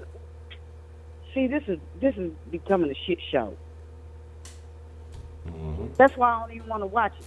Like, I used to wait for the debates, like the Democrat and Republican debates, but when you talking about some 20, and then it's more than that, actually.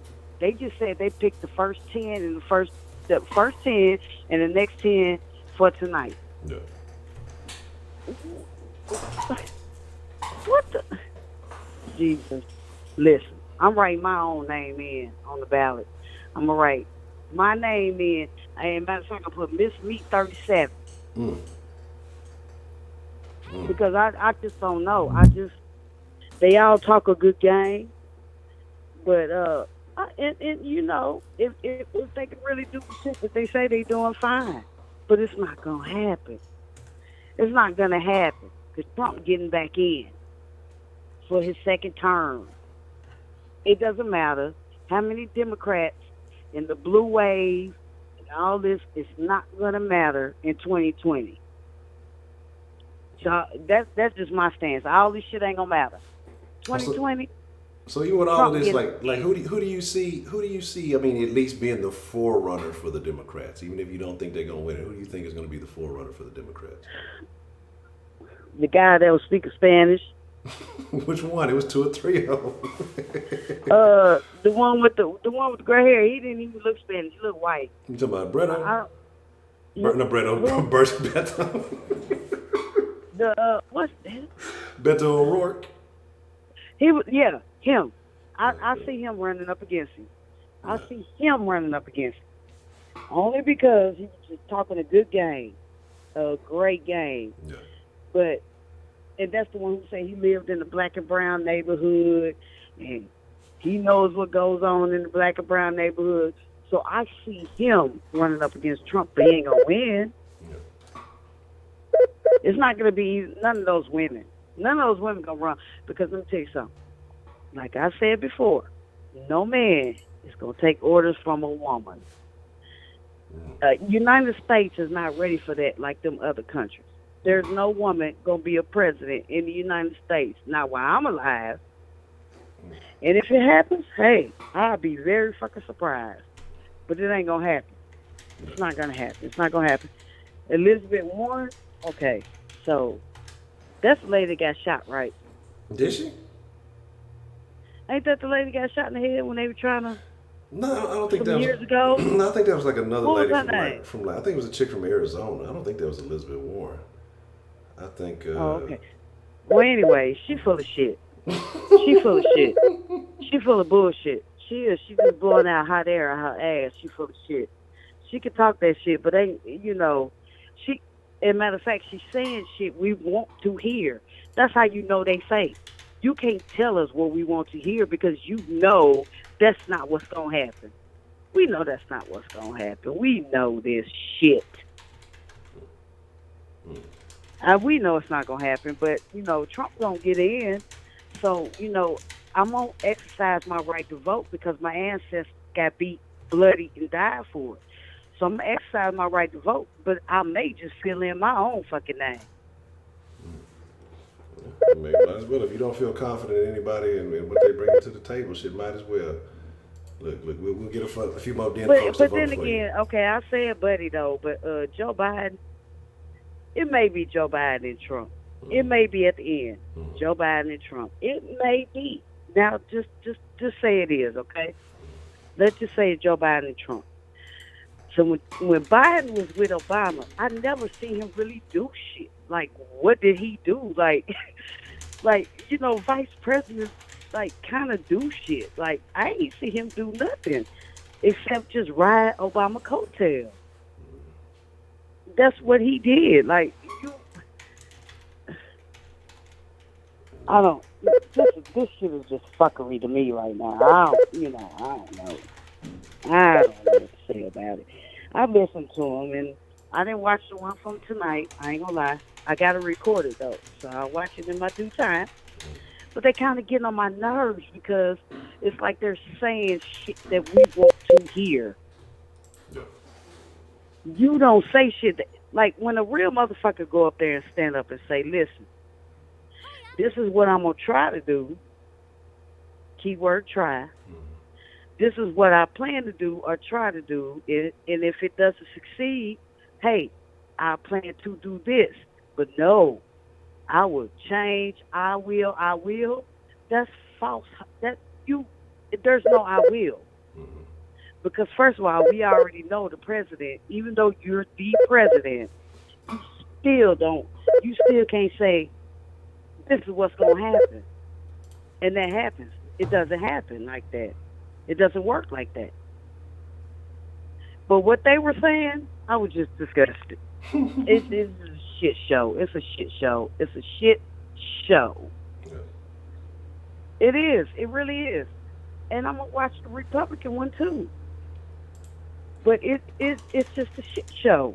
It's just like you telling me, like the questions they were answering. I think the question was, what was the question? Something about global. What was they talking about? The global. I guess like solar stuff, like the electric and all that kind of stuff. Green energy and shit Man, like that. y'all don't know shit about. Y'all don't give a fuck about. They don't give a fuck about that, Honcho. They don't give a damn about that. They don't care. You telling me you won't? They don't care. And what's buddy's name that was in the hood drinking the liquor out the paper bag? Oh, Pete Booty Judge. Booty Pete. Pete the booty freak. Goddamn. And I'm gonna tell you, I'm a Democrat, and it ain't because all black people is, and it ain't because people told me to be. I am a Democrat because that's what I choose to be. But now it's just a shit show. It's like we're at the circus. We're at the circus. I mean, 20 goddamn Democrats running. Yeah. For what? For what? And then y'all actually let this happen. They actually let this happen. Come on now. This is too much going on. I'm telling you. I'm going to still go vote because I vote for everything. Like, even if it's just, sometimes shit come up in my county where you got to vote for a certain person, whatever, I go vote, even if it's just that vote. So I'm going to go vote. But I'm telling you right now, I'm writing my own goddamn name in. Yeah, I might write your name in here, Honcho. And I ain't trying to do Shit, that. why not? Why not? I'll write your name in. They might expect me to do something. just vote for the den. But just put the denizens. We'll rule as vote for the den. Yeah, we'll vote for the den. We all be president. Yeah, we'll be like a parliament. But I've lost, and it's so sad because I've lost so much interest in it, and I've been so into politics. Like the last, I'm gonna say, maybe the last 20 years, I've been so into politics. But it's so embarrassing to me right now that it's just not funny. It's embarrassing because everybody that was on there was saying shit that they think black folks or poor folks want to hear, or even middle class folks. They just saying shit we want to hear. We know damn well when your ass in that chair, that ain't what's gonna happen. So what I want, and I might change, I might change to a Republican. If I get a motherfucker that's gonna stand up there and be truthful and say, I will try to do this. Keyword, I will try. And this is what I really stand for. If just tell a motherfucker, just like Trump did. He told a motherfucker what he really stood for. I don't know why people surprised and hate him now. Because he been saying what he stood for. So it's not a surprise. He said in his campaigns, he said what he really stood for. That's the only reason why I respect that man. Oh no, and the weed thing. And he's doing something with prison reform, which I think, okay, true enough, there's innocent people in prison. But for the most part, your motherfucking ass raped and killed a kid. Your motherfucking ass raped and killed a woman. You murdered people. What kind of reform do you fucking need? What the fuck do you want in prison? You want a big screen? You want an 85-inch like I got? You want a silly Posturepedic? Man, your ass in prison. Sit your ass down. You should have did what you did. And I understand there are some people in jail that did not do it. But for the most part, the people that's there that really did it, what kind of reform how do you expect to be treated? Hey, how you doing today? Do you want some soft towels? You want me to wash your towels today? You want me to wash your drawers? No, motherfucker. You're there because you did something wrong. The only thing I don't agree with is giving all that time for weed, because you can't tell me a weed make you go out and kill a motherfucker. Because it doesn't, in my opinion. My opinion. But a lot of people, most prisoners are in there because they should be. They should be. Yeah. And how do you expect to get treated? First of all, my tax dollars are paying for you to be there. So you better be lucky that I'm feeding your ass 3 hots in a cot. Yeah, straight up. I had an uncle every time he got out, he would do something just to go back in. Yeah. And some people who are institutionalized. And he would just do something to go back in because he didn't want to deal with the worldly problems. So, I mean, I don't know. I just think I just lost interest in this damn election coming up. I listen to him, and I'm gonna watch the other one. I'm just gonna watch it. And then notice too, y'all notice one thing. When they ask them questions, you see how fast they quit to answer. They don't say they don't think about it. They're quick to answer these goddamn questions. Because they know how they got that shit memorized. They've been memorizing that shit for however long, you know what I'm saying? But if you go back and look at the other debates, you don't see them that quick to answer like they are now. It's crazy, Jesus. It's crazy. I just don't believe none of these motherfuckers. I got some beliefs behind that and some thoughts behind that, but I ain't gonna dive all the way into that tonight. But I definitely have some, with a lot of the weird stuff that's been going on one side of the aisle. I would not be surprised if, folks know things ahead of time. Should it happen last election? And so why wouldn't they know now? I wouldn't be surprised. Right. And then another thing is if you're from the state of Michigan, you're running for president, and the Flint water's still fucked up, and you didn't fix it, you might have had a chance if you to fix that shit. Like, don't say what you don't do. Don't say, some of the stuff, what I think. If y'all have fixed this shit before you ran, then okay. Somebody will take your ass serious. Don't say what you gonna do, because what it really comes down to is your local elections. So if you're my local senate, if you're my local judge, if you're my local mayor, and you ain't fixed the problem in my neighborhood, but you running for president, how the fuck I think you gonna fix it when you get there, when you really don't have as many decisions you think you have? Hmm? Fix your shit in your local community. That way we can vote for you. We know you serious. Straight up.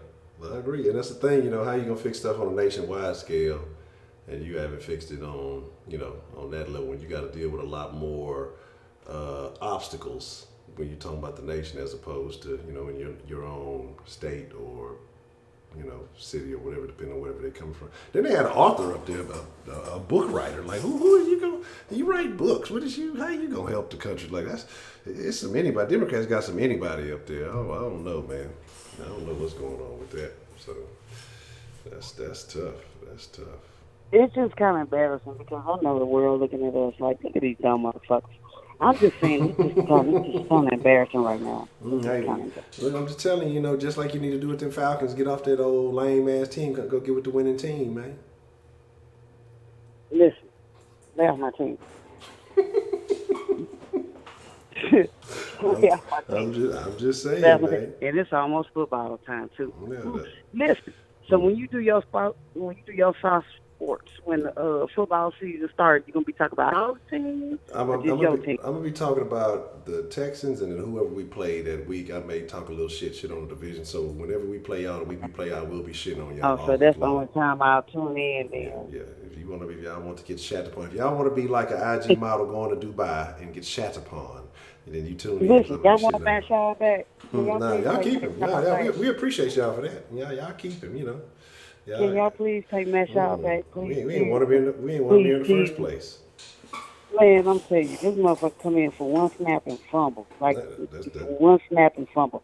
Can y'all please take him back? That sound legit. That sound about right. Shit, we got rid of when he had that pick six streak. We couldn't use him, so it's all good. Y'all keep it. We cool on that. No. If Schaub ever come back to Houston, he would probably get shot. You know, Houston, we shoot athletes out here. And he just been robbing the league. Yeah. He just robbing them. Like, I ain't mad. I ain't hating. He's still making a check, but Jesus, why it's got to be for the Falcons, Lord. Oh, Lord. But anyway, yeah, that was my stance on this Democrat. And I ain't gonna lie, I ain't watched the one tonight, because I'm just, it was a time where that's just when I tuned in. I didn't do shit. Watch the debates, but when they told it, and then he started speaking Spanish, and I was like, "What is you doing, dude?" Like, they couldn't even translate it to us, and I'm like, "Okay, so I see what your ass doing." Next one come up, I see what your ass doing. It's just not. It's too much. Yeah. So you find, I'm telling you, I would advise you not even to watch tonight. It really wasn't. It was last night was more entertaining. Tonight was just a bunch of bullshit. It really wasn't. Nobody really said anything that stood out. I don't think anybody separated themselves from the pack tonight. So I would advise you not even to waste your time. Yeah, my daughter was watching it. She was like, "Mama, she said, Mama, I turned it. I don't know." I'm sure I told your ass that. Oh, it's just. It's like a circus these days. And then how quick you're answering the questions is what's getting me. Like, we don't peep game. Like, we don't peep shit like that. Like, they don't even get the question out. Your ass is just rambling on. Like, you ain't even got time to think about it. Yeah, they done gave them the questions already. They know what's happening. They already know what it's going to be. They pre-prepared from all that shit. I'm good on them. I don't know. I'm going to still vote, like I said, because I'm going to exercise my right. Now, what I vote. Right now, I'm just going to let Trump have it, because that's who's going to get back in. I ain't got the energy for this bullshit and all this lying they doing. And if it doesn't happen, I'm going to be if he don't get back in, I'm going to be very fucking surprised, Honcho. I'm dead serious. Like, I'm gonna be very fucking surprised because I just don't see nobody else winning, No. Republican or Democrat. I ain't watched the Republican debate, but it doesn't matter. I just don't see nobody else getting in for these next 4 years in 2020 but Trump. Yeah. So I'm not even gonna waste my time on these clowns. Jesus. And then she said the question that when they asked about abortion, we know she made the most. She made the common answer. Like that's what every woman would answer. Well, a woman has the right to do with her body what she want to do, and she want to do, and she want to do with her body.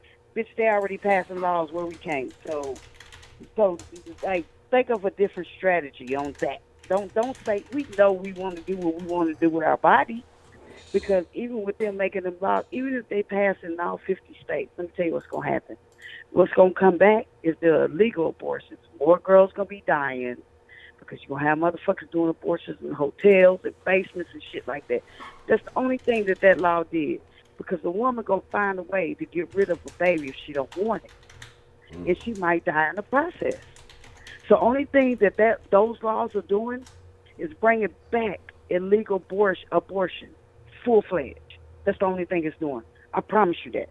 Because ain't nobody going to tell a woman to keep something she don't want, regardless of what she got to do.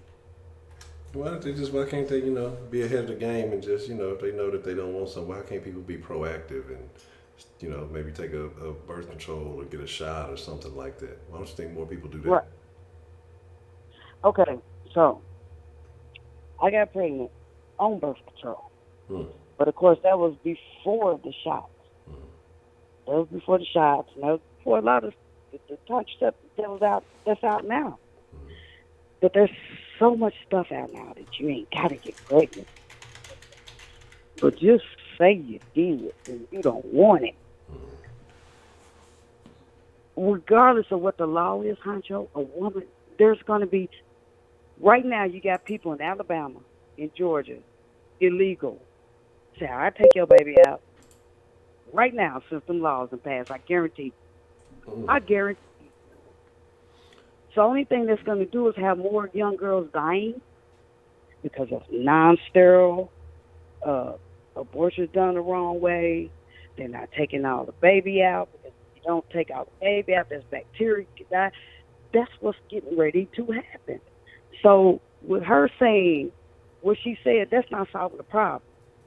What's solving the problem is that if the laws have already passed, you need to put a stipulation to the law, like more stipulations, like if you're a certain age. I'm just making examples. I don't know. I never had an abortion. I would never kill a kid. But if she would have came out and say, well, the law's already passed, so this is what I'm going to make, like these stipulations to that, I'm going to add this on, that would have been better. Then you saying, well, a woman has a right to do, we know that. That's the hashtag Me Too shit. Well, man, and I think we kind of got into that. My thing is just, I don't, my deal is like, I understand abortions, you do what you do, whatever you're going to do, what you're going to do anyway. You can't change anybody's mind on that. But I hate how they push it like it's a form of birth control as opposed to, maybe focusing more on, encouraging more contraception and stuff like that. You're right. If people going to do what they're going to do, they don't want it, they're going to do what they're going to do. I think that it should be more encouraged to maybe adoptions or something. I don't fucking know. But I just think the way that it gets relied upon so heavily it's a sketchy thing. That's just my opinion on that, though. That's the only way I feel. Well, the thing about it is, Honcho, you have to be a woman to understand. Like, okay, first of all, you can prevent pregnancies. Okay, we know this. There's too much food out there. But if you get pregnant, there's a lot of women that can't have babies that would love to have babies. And you can carry your baby, you can give it to a person that would love to have a baby. But the fact of the matter is, a lot of women just don't want to be pregnant. You see what I'm saying? It has nothing to do with the baby, and I'm being honest with you. They just don't want to be pregnant. So women don't want to be women? Is that what you're saying? They don't want to carry that beautiful gift of life. No, there's a lot of women that don't. They don't think about that. They don't think about that. Especially when they're first pregnant, they don't see it as a life. Yeah, They see it as a problem. Yeah, that's what kind of term I've used on a lot of that shit. I saw some people talking about, comparing the shit to like tapeworms and parasites, and I'm like, wow, Yeah. this is the mentality that you have. They see like, it as a problem. That's fucking disgusting. Right. They see it as a problem. And that's not right because, like I said, I could never kill a kid. I don't care if I find out 4 weeks pregnant at my age. I'd be like, Jesus, why me, Lord? I guess this must be a God-sent baby. Jesus, blues attack. But I wouldn't kill it. But some people don't see them as babies when they get pregnant. They see them as a problem. A lot of women see them as a problem. Yeah. So that's why I'm not too much against the bill. But in certain situations, like, when you get raped, like I was, and get pregnant, then, a lot of women still keep their baby. But he made me. I was young. I didn't want to kill my baby. Yeah. You see what I'm saying? But he made me. I didn't know I was young. I didn't know. I was 15, 16 years old. And like I said, I still think about what today, seeing how I lost a daughter last year, for illness. So and then that's when it came up even more for me. But a lot of women don't see them as babies. They see them as problems.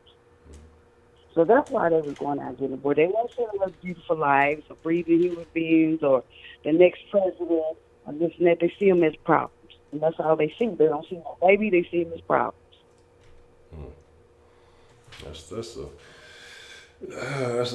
a whole, like I said, it's a whole. We probably gonna end up having that conversation again sometime soon because it's just so much. I know it's a whole conversation, but that's what she, when she touched on that, I was like, bitch, girl, bye.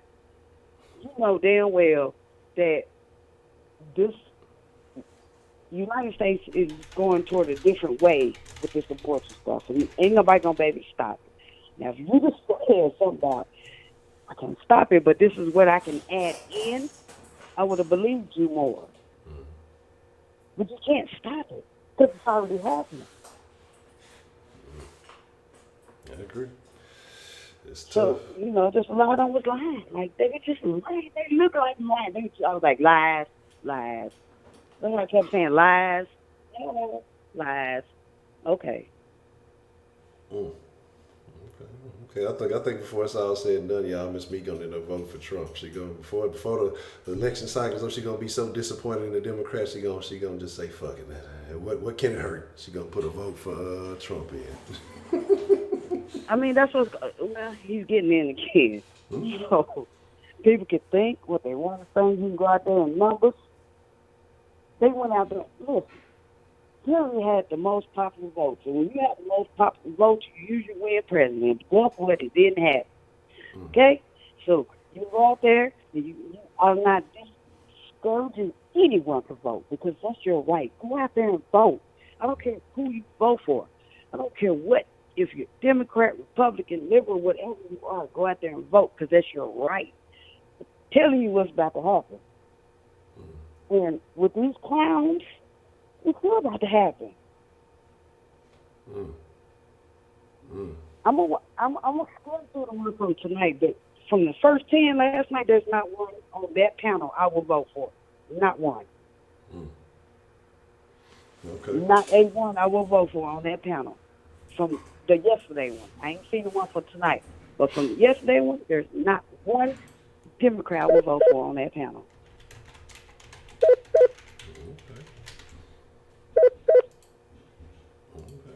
But I'm gonna let somebody else call in. All right. Well, Miss Meek, I appreciate your feelings, and I see you in 2020 voting for for old Donnie T. Rise up, Honcho. No, sit your ass. Say, look, say it with me. Rise up. Rise up to that voting booth and go vote for the Donald. Say it with me, Honcho. Rise up. Later. All right. Appreciate the call, Miss Meek. All right. All right, now last call I'm gonna take is Miss Shawn. Okay, so I told you I we reduced them to the 2 hours. So, but I know Miss Sean been trying to get in, so I'm gonna take Miss Sean call. And I'm gonna deliberately not listen to y'all just because y'all trying to tell me what to do. Y'all don't. When I was young, I was 4 years old. I got my ass whooped for saying something to my pops, and that was, he don't tell me what to do. I tell myself what to do. I got my ass whooped for that. So y'all don't tell me what to do. I tell myself what to do. But anyway, Miss Sean, how are you this evening? Hi, this is Sean. Yes, Miss Sean. I know you've been trying to get in, and I apologize. And you know, No. I was listening to. We had some shenanigans going on here. Mm-hmm. I don't really know what's going on, but I finally got a chance to listen to Things Got Normal with Lady Licious, but I had a repetitive. The dude, he was talking about reparations, and he just repeated, and then I was calling, couldn't go in. So I don't know if it's me or if it's you. I don't know if it's the CIA, FBI, or what. But I know it just repeated. It was strange. It never happened to me before. It just kept repeating and repeating. The last guest who, talked, the last 3 phrases that he said out his mouth, it just kept repeating. And I couldn't get you. You were on a swivel. You were on a swirl. Anyhow, I don't know what it's about, but now I'm all late in the game. So then I shut down and I tuned back up, and then Lady Licious, there she go. I think it was Lady Licious. Anyhow, on this reparation, so I got to take you back because that's where I got stuck. Okay. I was stuck on the loop. Okay, and there may have been a couple of conversations since then. I don't even know who the dude was because I couldn't even get you in. I couldn't even loop you in to see. But to be honest, the Democratic debate, I can't honestly give an opinion on it because, to be honest, I didn't even fucking watch. I didn't watch it because I already know what's going to happen. Because I feel as if I'm ahead of the game. It's nothing but a dog and pony show. Okay? And there's a lot of things and statements that they made before the debate that actually led me to that conclusion. And for the first time in my life, if you ain't for reparations, you ain't getting my vote. So I would never say that I would never vote in this democratic society, but in presidential campaign, If you're not about reparations, you are not getting my vote. Locally, I may vote in local elections because local elections are very, very important. They affect your day-to-day life. But the presidential, if they don't take it seriously, I'm not dealing with that. So here's what I have to say in defense, because I hear a lot of, actually it sounded, it's a lot, but the one dude, before you start looping on me, Honcho was looping. You was just loopy. But let me just tell you what, I got a little bit of him once he kept cracking in and out in my ear. First of all, what everybody needs to understand when it comes to Black Americans in America, okay? It's about repaying a debt. It's a settlement, okay? We're talking about, you get these people, long time ago, and this, that, and other. No, we're not letting you get away with that. So if that's the case, you want to talk a lot about long time ago. The Declaration of Independence was a long time ago. The Constitution was a long time ago. So let's throw that out the fucking window, okay? So when it comes to us, anytime it comes to Black people, and where we're trying to advance to ourselves, of which we never asked for anything because we are a loving people. This year, it celebrates the 400-year anniversary of slavery. 400 years. We have actually been enslaved longer than we've been free. Think about that. And we've never asked for nothing. So there's nothing that nobody's going to say that it's so long ago that it don't have nothing to do to me. No, it has a whole lot to do with you. Because when you come to this country, or if you're in this country, you got the benefits of this country. So the benefits of those countries, you are actually a recipient of that. So you just can't throw away the debt of this country. And this is what reparations is, and recovery, actually. There's another name. There's different legislations going up the chain.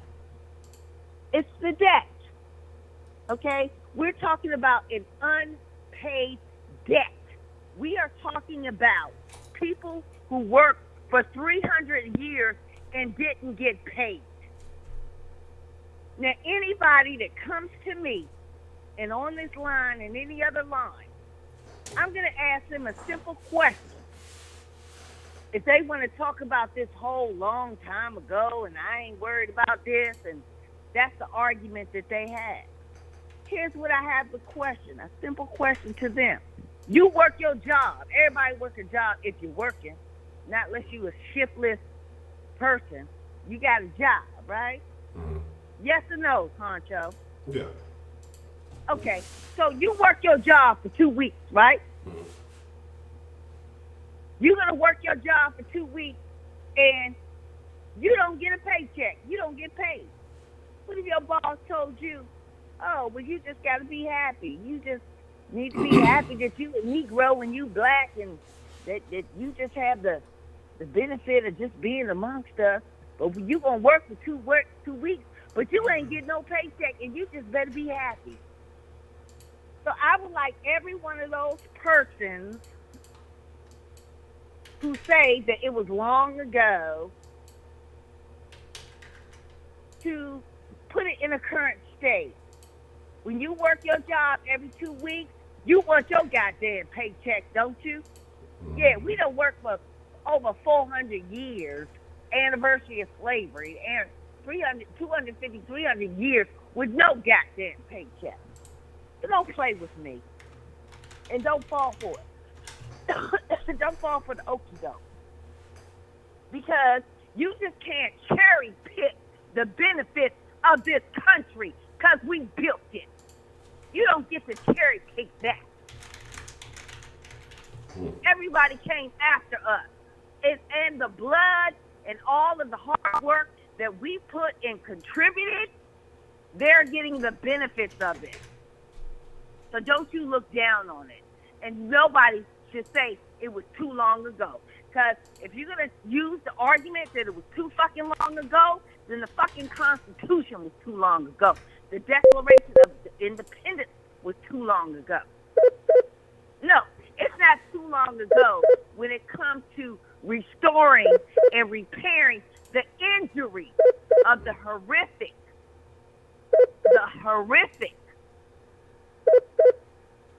injury that we endured in the slave trade.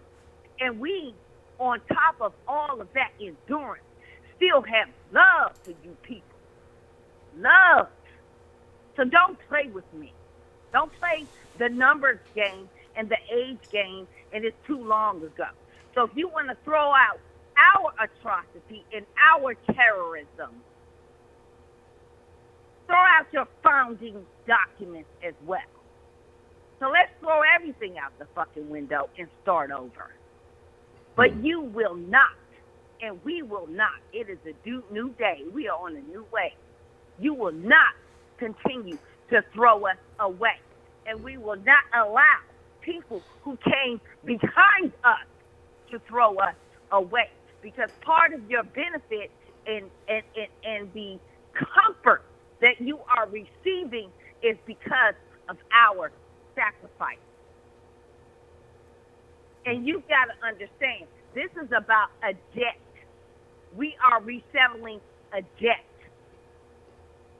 Just like you get the benefits of this country, you got to pay the debt of this country. Just like we have to pay the taxes of this country. We are talking about settling a debt of working for free for over 251 years. Don't play with me. I got a question for you, Ms. Shantz. I got two questions for you, actually. I'm ready. Okay. Shoot it. The first question, let me try to pick it. Okay, the first question would be, what would be the proper amount if they were to? No. It almost cannot be quantified. I'm not even. Let me just tell you this. Once they're actually already working on that. They had the whole big thing and the big hearing and all that. That ain't nothing. That ain't nothing but a dog and a pony show. They've been trying to push that legislation for 30 years. It still ain't gone through. That ain't nothing but something to continue to oppress us. It's something to push us along like they're actually doing something for us, but they're not doing anything for us. So in terms of quantification, quantifying, that ain't nothing but a trick. That's code. Let me tell you this. There's many ways to repair the injured. And you're not going to make me feel, or anybody that is halfway got a decent brain, feel that because they're asking for decent compensation for an injury to feel guilty. It's just like when you get into a car accident, Honcho, and if you're injured, what happens? Yeah, you're supposed to get compensated. I know I play injured even if I'm not. It's the same thing. It's the same thing. And this is nothing but trickery. So in terms of compensation, it's not about a check, but it does include a check. Trust me. It does include a check. There is monetary compensation around reparations. But reparations can be dealt with and given in many forms. It can be mortgage relief. It can be student loan relief. It can be a lot of things that affect your daily operational life. We need to be a protective class. I mean, there's no other actually, if you look at it in history books, there's no other species of man that has been held in slavery longer than the black man and woman. But yet they want to make us feel like we're wrong for asking for restitution for that. Look in the history books. Okay. Look in the history books, man. This is ignorant. And it's by design, because when we went to school in these societies in America, they didn't teach us the truth. Do you think your oppressor is going to teach you the truth? So I challenge everyone. And nobody is going to tell me that I don't deserve a check. I don't deserve to be a protective class. You've given checks out to other groups, reparations, Japanese, the Jews. They've all got reparations. Nobody talks about that. Go look that up in the books. But when it comes to blacks, we don't deserve anything. And we've been shucking and jiving and supporting you all through all of your wars. No other person in the planet can say that they supported you in all of your wars except the black man. Think about it. Go research it. Let me know what immigrant, whoever came from whatever country, served every war in this country.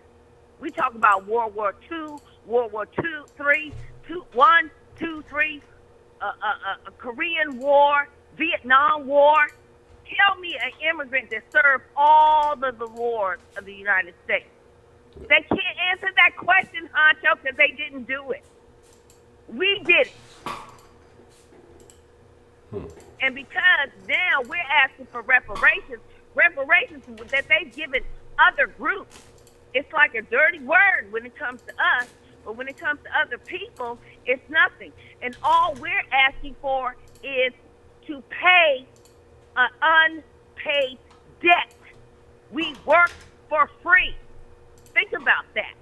We work for free for over 250 years with no pay. And anybody who's going to say, oh, that's too long ago, okay, I would ask them and challenge them.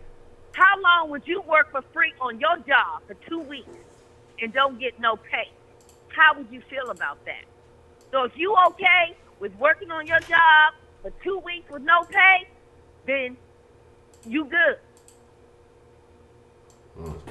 You against reparations. But if you are not for working on your job 2 weeks with your paycheck, 2 weeks no paycheck, you be hooping and hollering, all hell would break loose. Only for 2 weeks. We work for 300 years, over in 250 years, no pay, unpaid labor. That's why America is a superpower. We gave them their foundation because they had an industrial complex, capitalism, and they didn't have to pay for it. We work for free. So I don't want to hear from nobody. I don't care how long ago it was. And if you give me if that's too long ago argument, all right, so throw away your damn founding documents. Throw away the Constitution. Throw away the Declaration of Independence. We talk about an unpaid debt. We are trying to collect the debt. Our forefathers, and we're still stuck with it. They work for for 300 years, 251 years. You pay us our money. I don't even care if it's minimum wage. Because I know you're going to sit up here on this phone or anybody's microphone talk about that's too long ago. This don't got nothing to do with me. No, this got a whole lot to do with you. Because this is the country that you're living in. You're getting the benefits of this country, the country that we laid the foundation for. And I would beg and reverse the goddamn question. It's too long ago when it comes to me and my people to ask to get paid for the work that I do. So I would like to know, them same people, what would you say if you worked your job 2 weeks, 4 weeks, and didn't get no damn paycheck? Ask them same folks, how would they feel? Do they feel as if they deserve their pay? Or they deserve to be repaired or compensated for their pay? This is nothing but a repayment of debt, of unpaid labor. That is what reparation is. And they're trying to trick you. And it definitely deserves a goddamn check. Who the hell worked for 251 years with no goddamn pay? Get the fuck out of here. All of y'all can get the fuck out of here with that. And get on the phone and you challenge me with that. Okay. Y'all get on the phone and you challenge me with you gonna work 2 weeks. You be hooping and hollering all up your ass and everybody else's ass if you ain't got your fucking paycheck. We looking for ours, goddammit. And you not gonna make me shame about it because you owe a debt. Not only that, first of all, that's why you are an industrialized nation. That's why you are the superpower. Because you got your shit for free. We built this country for free. Now you owe us. Okay. Well, I got the second question for you, Ms. Shawn. What is the second question, Honcho? With everything being the way that it is, do you honestly feel like reparations will happen for Black Americans? Of course. Of course. Of course it will. It may not be today. It may not be tomorrow. It may not even be in me and your lifetime. But let me just tell you this. They never even thought we would get out of the goddamn cotton field. Imagine if we sat up here and thought about that. We wasn't even supposed to be off no goddamn field. We was working for free, building this nation, making them powerful. So we had that mindset, we would have never got off the field. If Harriet Tubman had that mindset, we would have never got it. Of course we would get reparations. Of course. It's just about the dilution of the mind. You got to understand, after reparations, there was all kinds of Jim Crow and everything in our education system. They don't even teach the true history, not even to the white folks. They don't even know. The old school white folks know it. They actually know the truth. And that's what sometimes gets me, because they actually know. Now the new white people, They don't actually know the truth because they're not being taught properly. They don't. But those old school, those little what you call flower children back in the 60s, now they know the damn truth. They've been too, but they're cowards. They don't want to speak up. They sit up there and fake like they your friends. They ain't your motherfucking friends. They sitting up there getting all the benefits and eating the carrots and everything else. They don't give a fuck about you. They ain't speaking up for you. They faking for you. That's the new Democrats right now. That's why it's a new time. We ain't playing these games no more. We done played it with you too long. And it will happen. Because at the end of the day, they're going to be overpowered. They're going to be overpowered by either blacks or non-blacks. So they can't rule the world forever. So the answer to your question is yes, we will get reparations. Okay. I mean, yeah, it's all about the mindset, and it's all about pressure and letting them know. See, the problem is we've made them too comfortable because we're loving people. That's our nature. We are actually a peaceful and loving people. You know, even though they portray us different in the, news and all that, that is nothing but a symptom and a rejection of all of the hatred that we give. It's the hate you give. It's nothing but response to the hate they give to us. But that is not our nature. All that stuff you see, it's not in our nature at all. We are actually a loving people. If we weren't a loving people, you wouldn't have had the ability to enslave us. And on top of enslaving us, how much more forgiving can we be? We are still not your enemy. We're still fighting all your wars, and we're living with you side by side. How can we be an enemy to you? No, you are the ones that need to face your dastardly deeds. You need to fess up to your evilness. And you need to repair the injured people. We were a loving people. You injured us. And you owe us. And no, I will never in my mind think it won't happen, because at the end of the day, we will fight to the end. And we made it through all the wars in America. We built this country. And I'd be damned if we gonna die then. I don't care who the hell's coming in here. Okay. I don't know. And that's what I want everybody to understand. It is a debt. It is a debt. And you cannot remove yourself from a debt, just like you can't remove yourself from paying your goddamn tax. So if that's the case, it's too fucking long ago, Honcho. I owed them taxes in 2005. Fuck it. I ain't paying. No, you can't do that in America. Whatever the rules and regulation is, you must adhere to. You gotta pay. And we're not gonna give them no room, we're not gonna give them no corner, and we're not gonna give them no out. Because if you talking about some shit long time ago, but yet you want the benefits of today. The benefits of the sacrifices of yesterday is directly related to your benefits of today. So get the fuck out of here.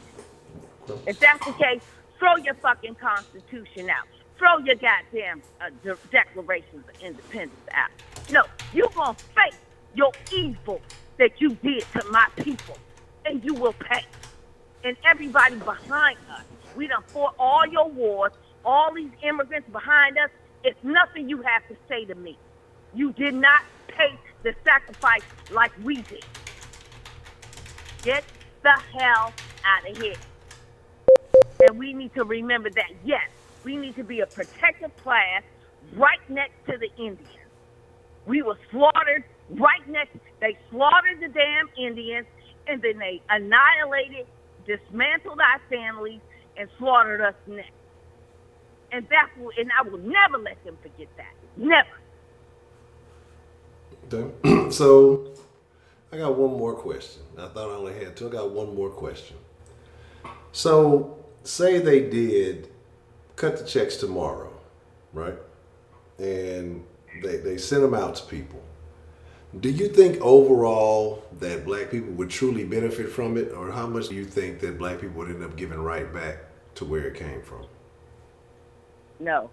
So that's where you get a study and you have to have an analysis.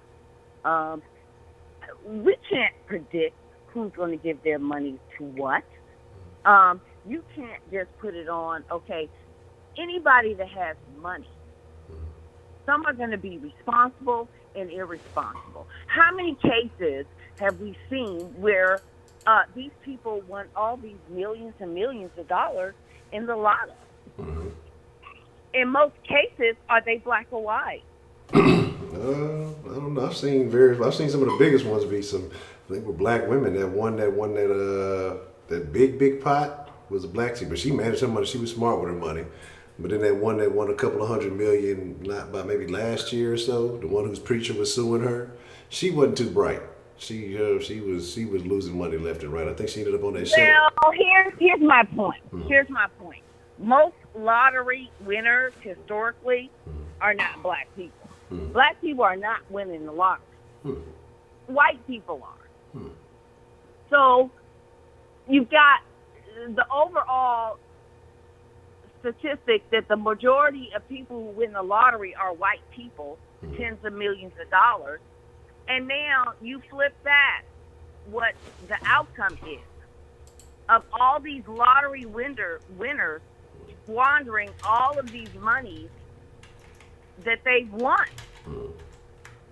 And they're white people. So it's the same difference. That's a check. They got cut a check. They mishandled their money. So you're always going to have people that mishandle your money. That ain't the point. We're talking about an injury, a 250-year injury of unpaid labor. So I ask and challenge everyone, you work on your job for 250 years, you can't even live that long in a lifetime. Just work your regular lifetime without a fucking check. And just be happy and just say, oh, well, fuck it. If that's the rules and regulations, that's what you got to do. That was the rules and regulations for us. The rules and regulations for us, we had to work for free. No paycheck. That's all I challenge you to do.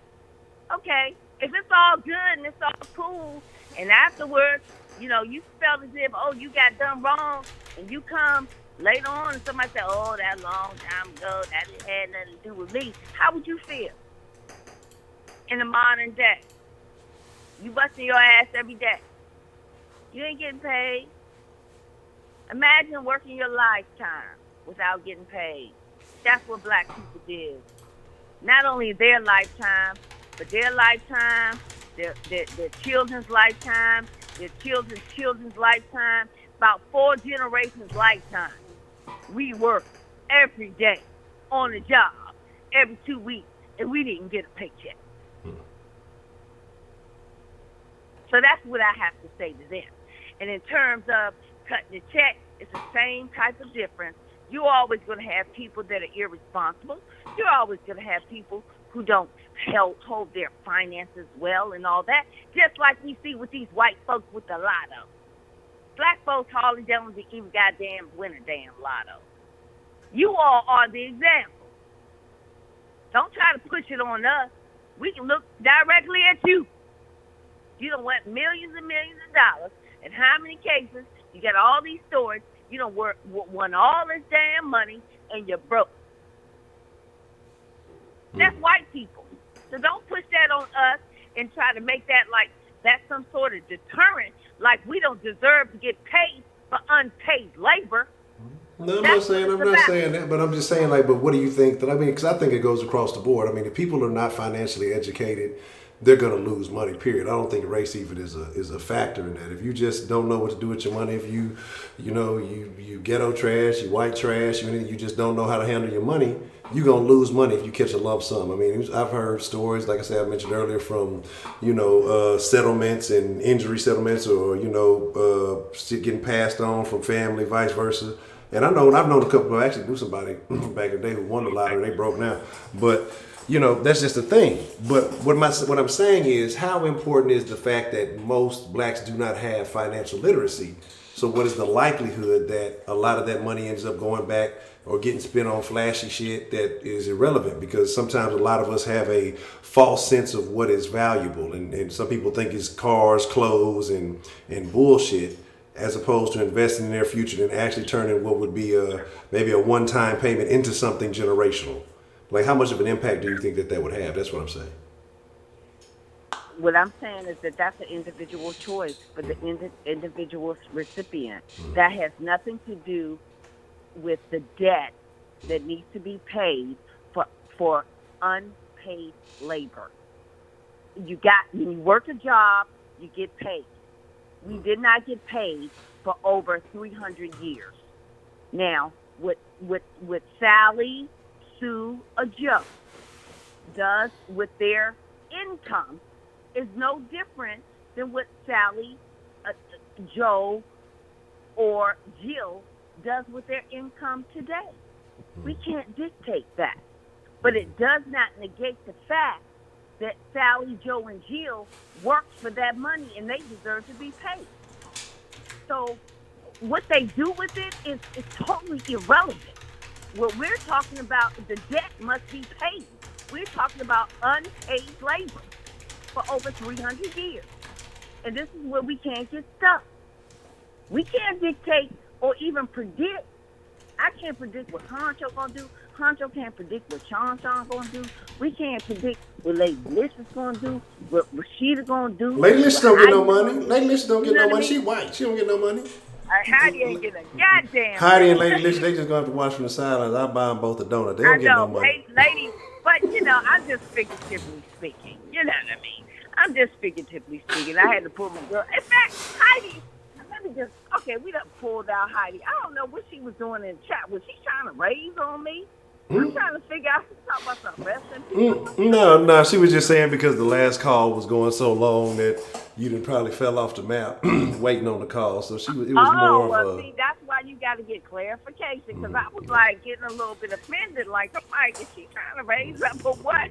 I didn't really know what that meant, but I thank you for that clarification.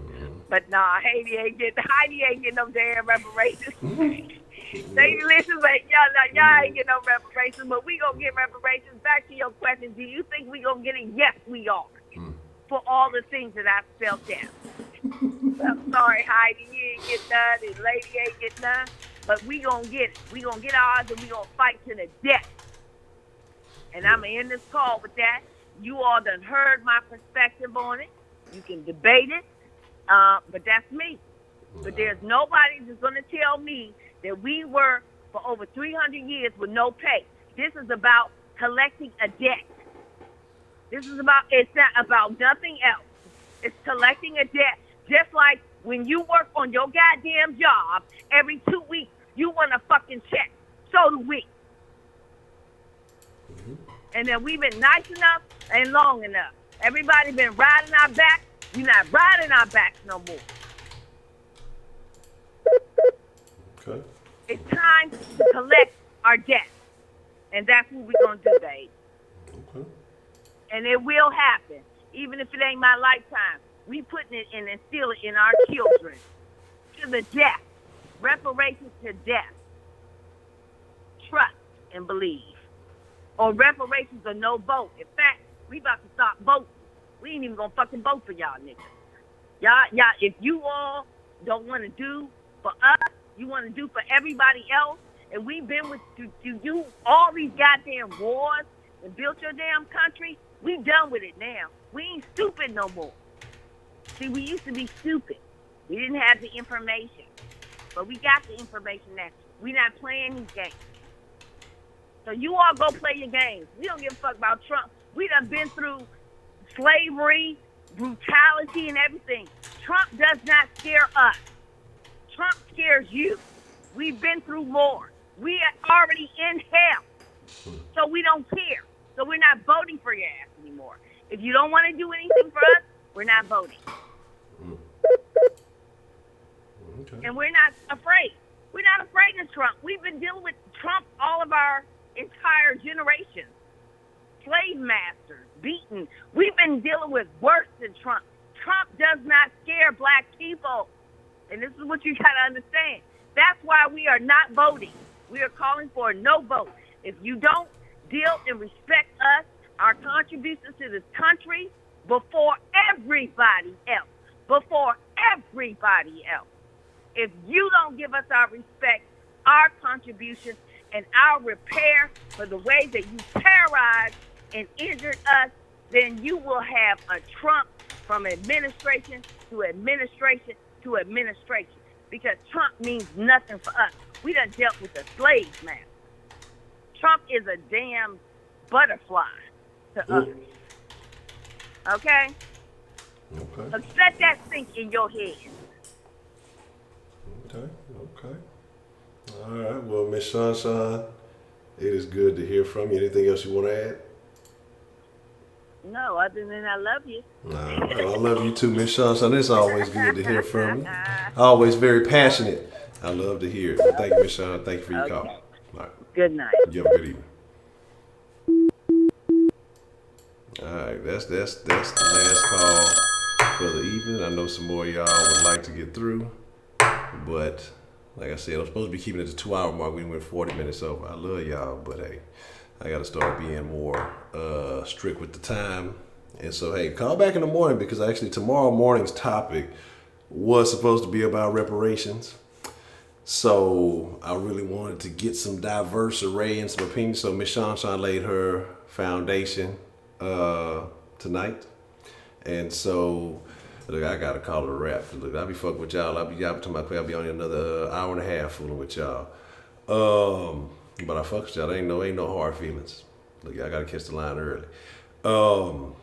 But I'm finna get ready to wind it down and all those good things. Look, Jack, I told you Miss Sunshine was gonna be the last call anyway. So if it would have been, 2 minutes or an hour, it was gonna be the last call. Because like I say, once I get past that 2 hour mark, that last call is gonna be it. That's just kind of how I gotta rock with it, because these 3, 4, 5 hour streams and backdooring in the morning and doing all that. I finally figured out a proper schedule. So, but I do have to update y'all on. So what I'm gonna do is, I'm gonna do Den at 10 tomorrow for Monday to finish up this week. But I'm probably going to change the morning Den time starting next week. Excuse me. And I'm thinking I'm gonna either move it back 2 hours, either to noon or 1. I'm debating between noon and 1.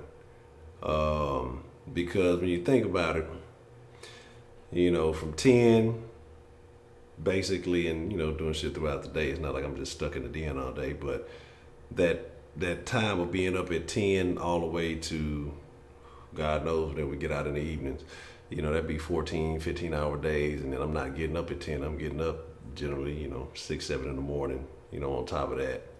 And so I gotta start getting my resting right, because it's taken away from some of the other content. I got a lot of content I want to start dropping for the Patreon supporters.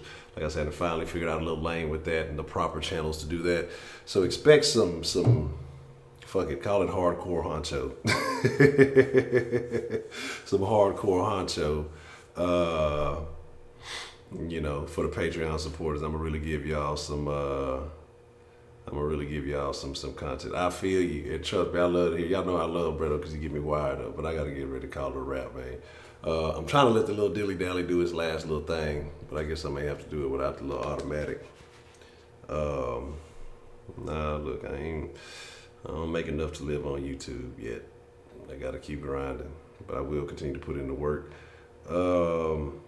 And the point is not to live on YouTube. It's definitely to build my own platform, because YouTube ain't trying to hear that from a nigga like me. You're not falling in line, goddammit. Get your ass back on that plantation, you goddamn honcho. You better get on the Democratic plantation, or we're blocking all your freaking channel. We'll block your goddamn sauce too. What do you think this is? You think you're gonna be independent minded? You're gonna fall in line like the rest of them, or we're gonna jack your goddamn channel. We believe in fairness, but only if you're fair to the left, and to the LGBTs and LMNOPs and the QRSs too, goddammit.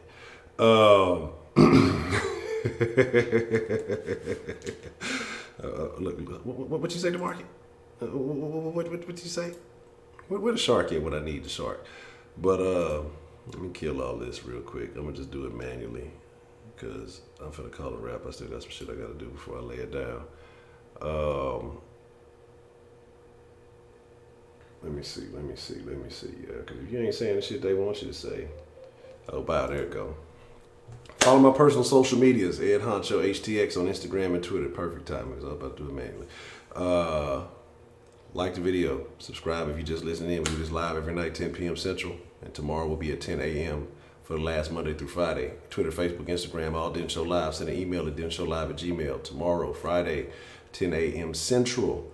Like I just said, live every night, 10 p.m. Shout out to Desolate AK and Dan the Man. Appreciate y'all dropping some Benjamins this evening. If you can't watch, still listen to Den Show podcast. I strip the audio from the shows and put them on the podcast. If you ever want to go back and listen, Den Show Shop, get you some of that fresh Den merch. 833-284-3336. You can hit the Den line anytime. If I'm not busy, I'll answer. If not, leave a text message. If you come across a news story, you can leave a screenshot. Funny meme, you can share that. Just picture, it's going to be Food Friday tomorrow. So shout out to my name. She already got her entry submitted. If you want to send a picture of the latest meal that you cooked, send it in for Food Friday. And we will judge you. Because that's what we do at the Den. We judge people. If you want to support the channel, if you want to make a one-time donation like the gentleman Dan and Aaron, you can go to streamlabs.com/The Den Show. And shout out to T Woods because she had left some Benjamin love the other day at the end of the stream. And it was after the stream was over, but she left some Den love, show love. And I wanted to make sure she got the shout out for that.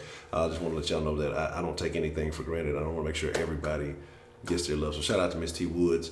Definitely appreciate that. Hope you get a chance to hear that. And if you want to support via Patreon, like I said, tomorrow I got some content already lined up. I got like 3 videos I'm planning on dropping on for the Patreon supporters. I'm going to talk real crazy about some shit that's going on. But you can go to patreon.com/The Den Show. So shout out to James, Diana, Stina Starry-Eyed, Betty Spaghetti, Dan the Man, Donald Trump, and Miss Goya. I appreciate all of you who are showing love, who are holding down the Den as we make it shake. Can't donate no motherfucker. I'm king of the pistachio. What I'm gonna do is some more pistachios, pimp. You know what I'm saying? What the fuck I'm supposed to do with that shit, player? You know what I'm saying? I can't fuck with y'all, man. Look, it was just a dessert. But it's your dessert, so I can talk bad about your dessert. I'm talk bad about whatever. Look, you sent yours. I ain't seen you send nothing. But that's a bet, man. I appreciate all of y'all, and I thank you all. Again, you can hit the Den line with that food, and I'll talk about what we'll share it in the morning if you send it tonight, or if it's tomorrow. Y'all already know we talking about tomorrow night. But tomorrow we will be discussing some reparations, so have your calls ready for that 10 a.m. in the morning. I'm gonna still get a couple of meals in the chat, and then I'm gonna go lay it down. But I appreciate y'all. Y'all be cool like y'all be cool. But most of all, y'all are the best. Y'all are the best conversation on the internet. You guys make this the best conversation on the internet. Point blank, period. Like I can sit here and talk all day, but then I'd be talking to myself. You guys make this conversation what it is. The variety, the opinions, whether we agree or disagree, just the energy that y'all call with, that y'all come with. I appreciate each and every one of y'all. I want to say sincerely, thank you. It is an honor. It is a privilege. It is a pleasure. And fuck the Marky. He ain't getting no outro music. Kiss my ass, nigga.